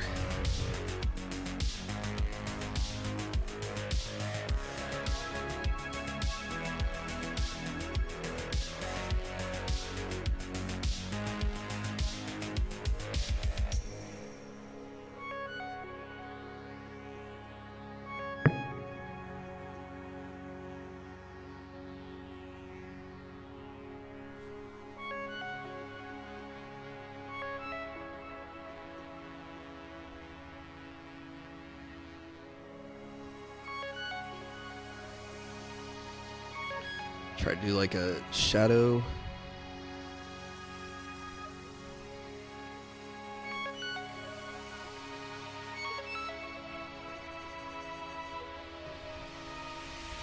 I wouldn't want to have a hip replacement.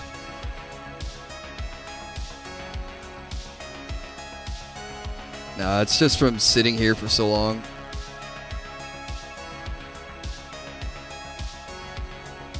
But I looked over to Rocky and I was like, does he need to walk? Dude is sound asleep or dead. Oh, he's breathing. He's still alive.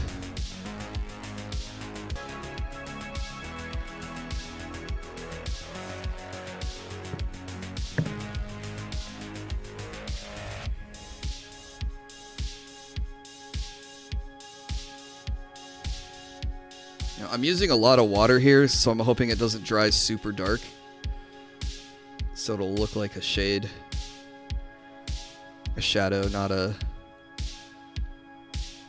jagged line of black along the leg here.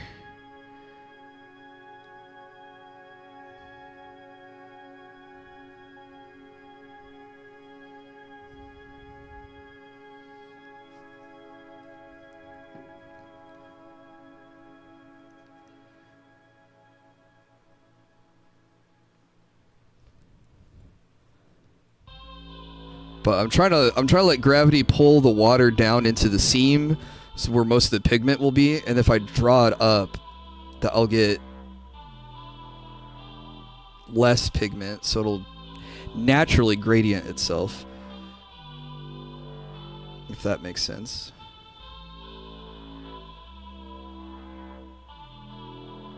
But we won't know till it dries how good of a job I did.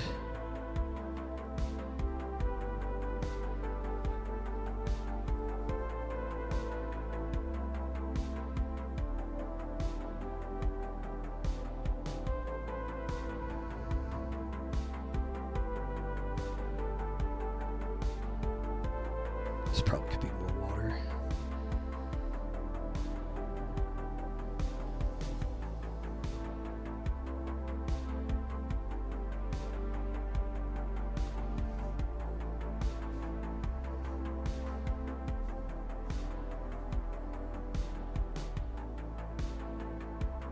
Yeah, like that. I think that's watered enough. Do the same thing for the knee up here. Over the calf muscle.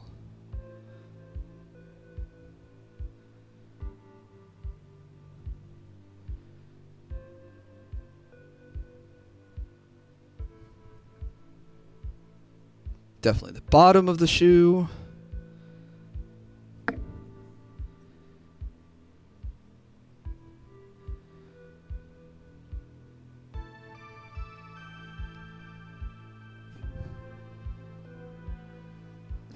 No, never mind. It's already drying and it's showing up kind of jagged. Well, that didn't work the way I thought it would.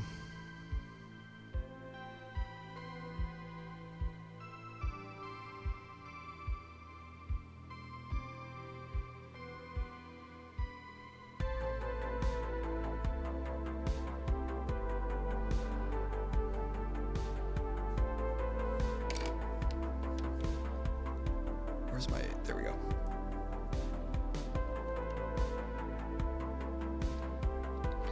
Alright, we'll make a blend.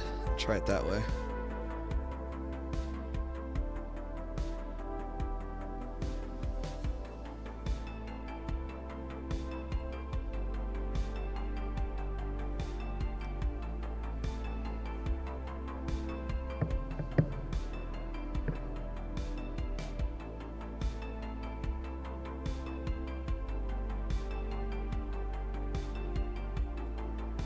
The problem with this German gray is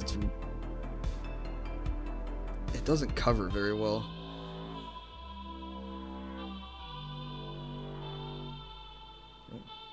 I got really light all of a sudden.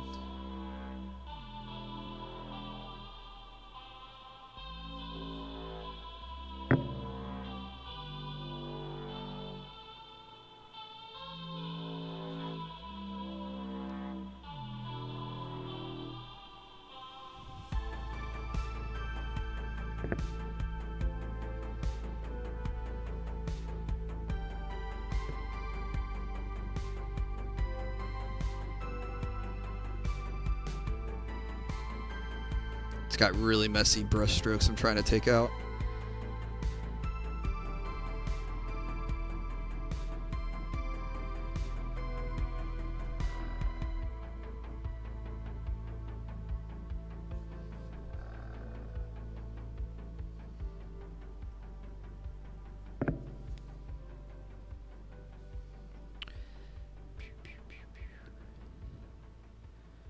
Vocal stems, since we were talking about it earlier.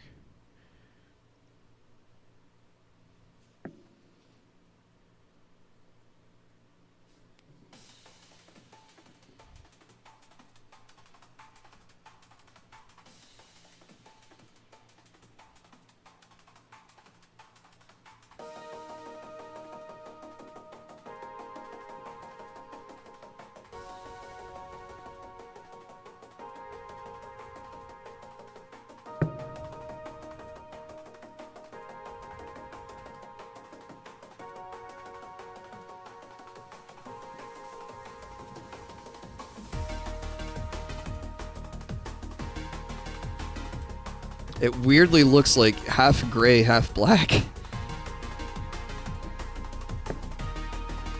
don't know if it's mixing very well or not. It's too much paint.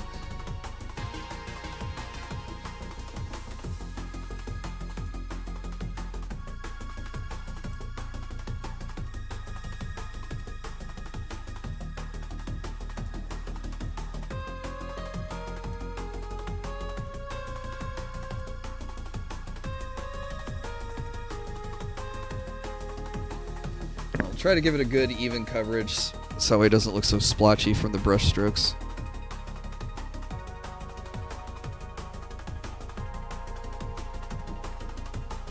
And I went up and down the first time, so I try to do cross strokes the left to right to balance it out.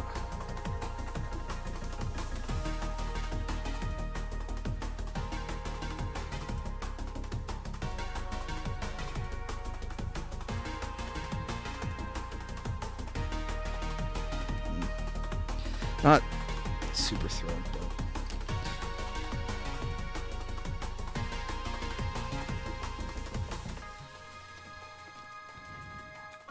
we'll find a method that works. Let me get the rest of it.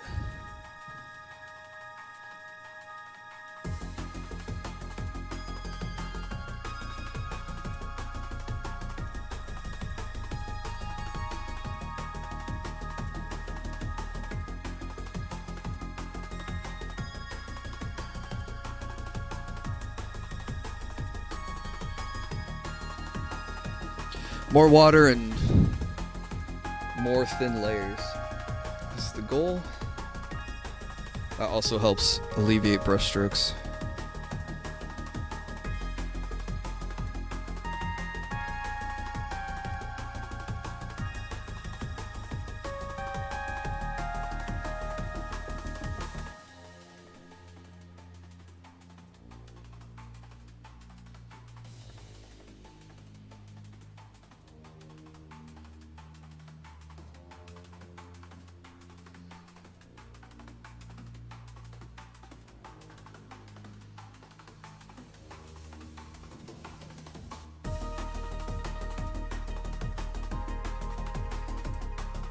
It would be a lot easier if I had an airbrush, but alas, I do not. So everything will be hand painted.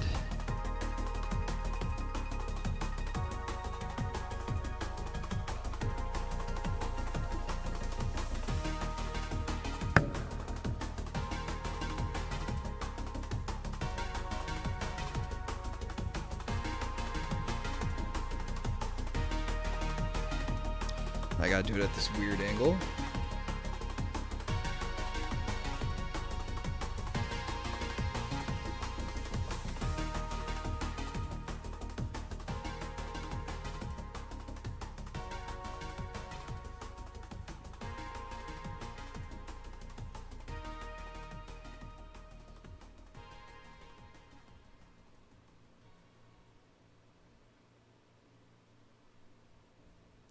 Weird for me, maybe not too bad for you guys.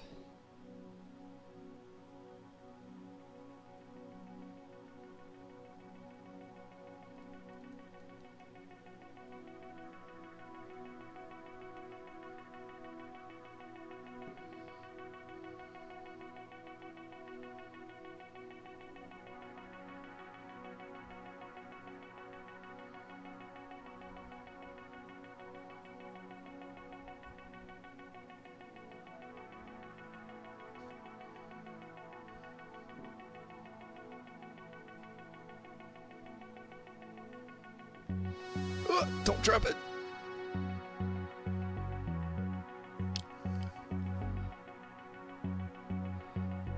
Let's get back on track here, White. Yep, you caught me.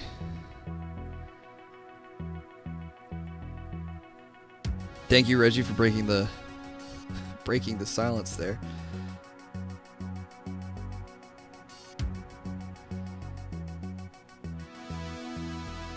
Unsubbed, dang.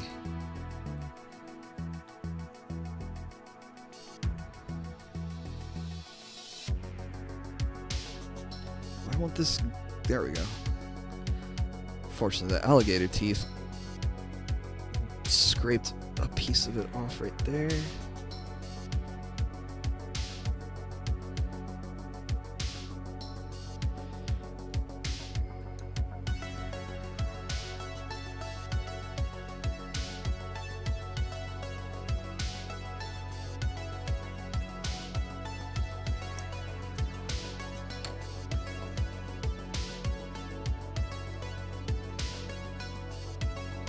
Well, I have to hope that dries correctly.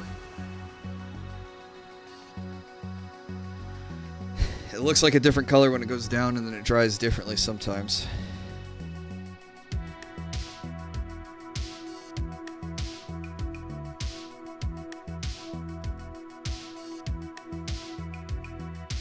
Ew, what did I get on my paintbrush there?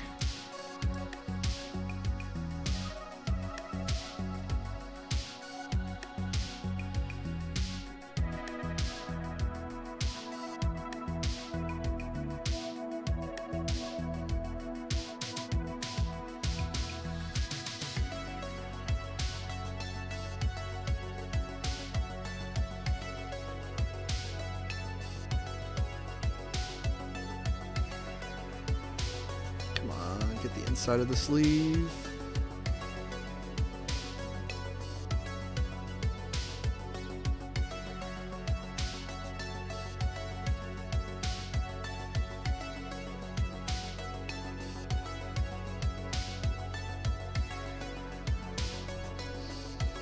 All right.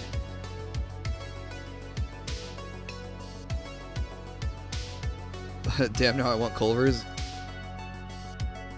You just see a burger emoji and go immediately into Culver's.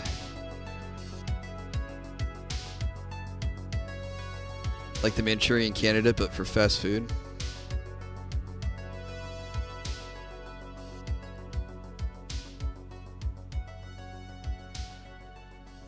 Nah, I'm jealous. I wish I could eat a burger. I mean, I physically could, but it's the results afterwards that won't be nice.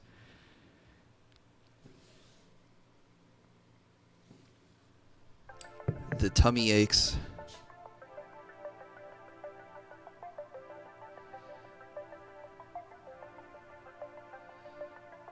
All right.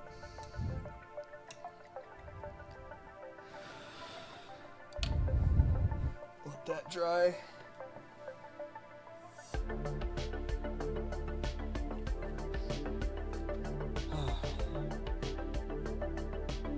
All right, I'm gonna have to let it sit there for now.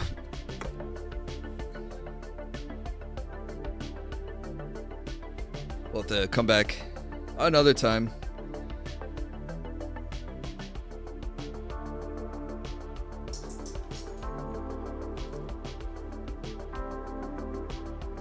Give everything a chance to dry. Take the boy out and get something to eat myself, but I think we did some cool work. Like, I don't know, I'm quite proud of like even just like the little bits of highlight on the base as my camera blurs, so now I can't show you guys what I'm talking about, but it gives a little bit more depth to the rocks, I think.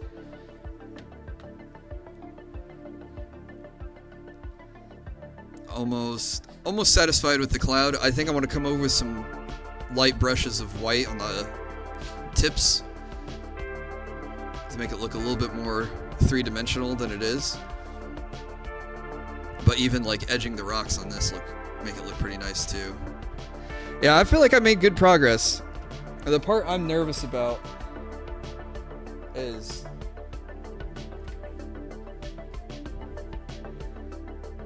the lightning pieces.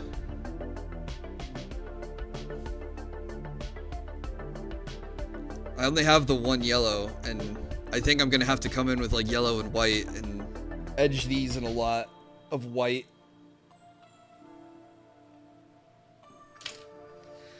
To make it look more sparky, I guess.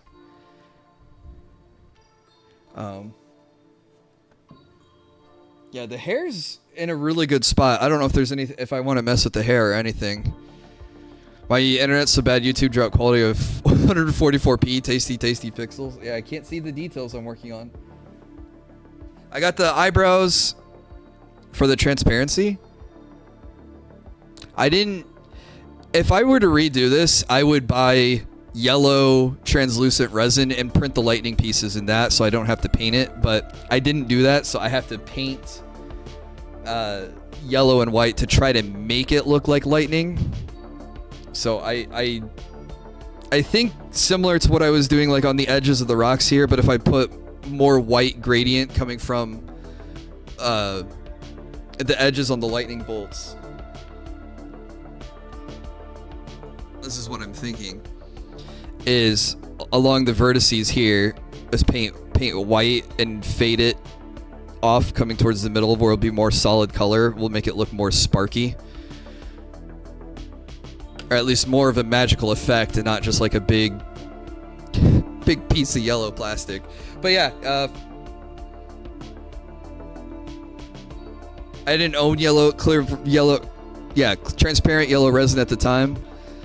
And, but I think if I were to redo this print, I'd save so much time painting by just going, it's clear yellow, and then leave it, you know? And then all I have to worry about is painting the base and painting Yoruichi. But, yeah, we'll get a good... Because I'm looking at it as it's drying, I still see some orange splotching through.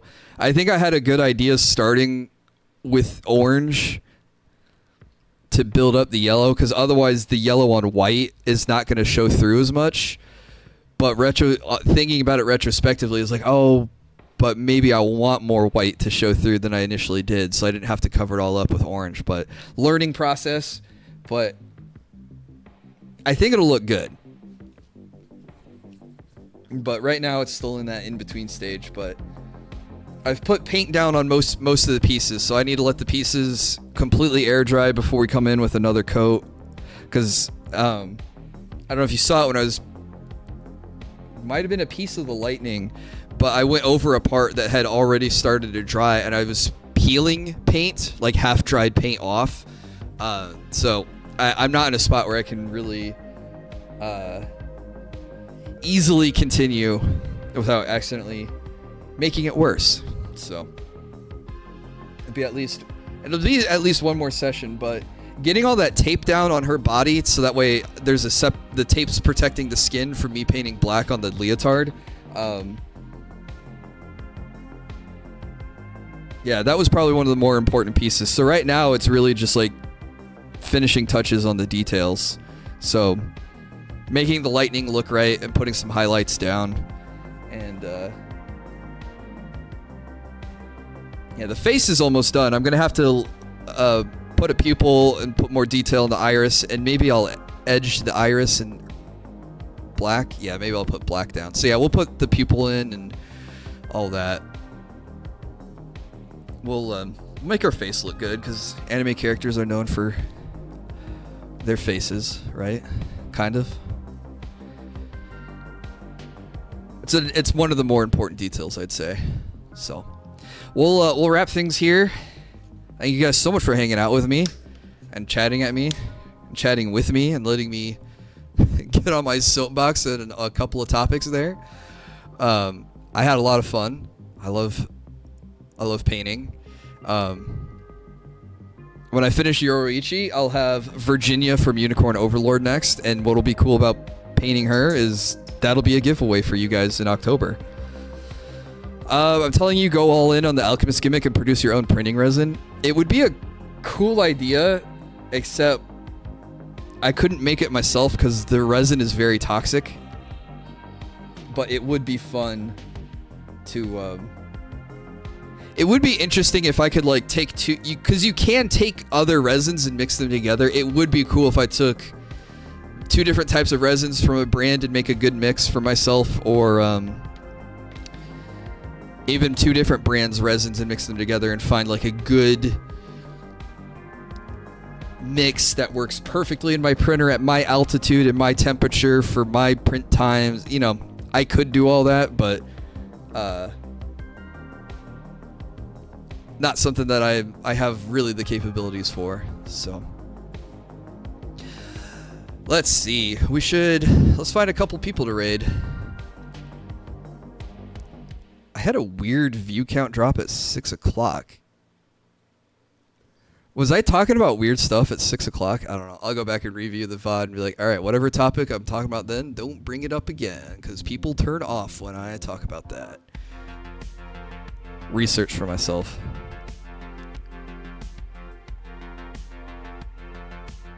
Let's see.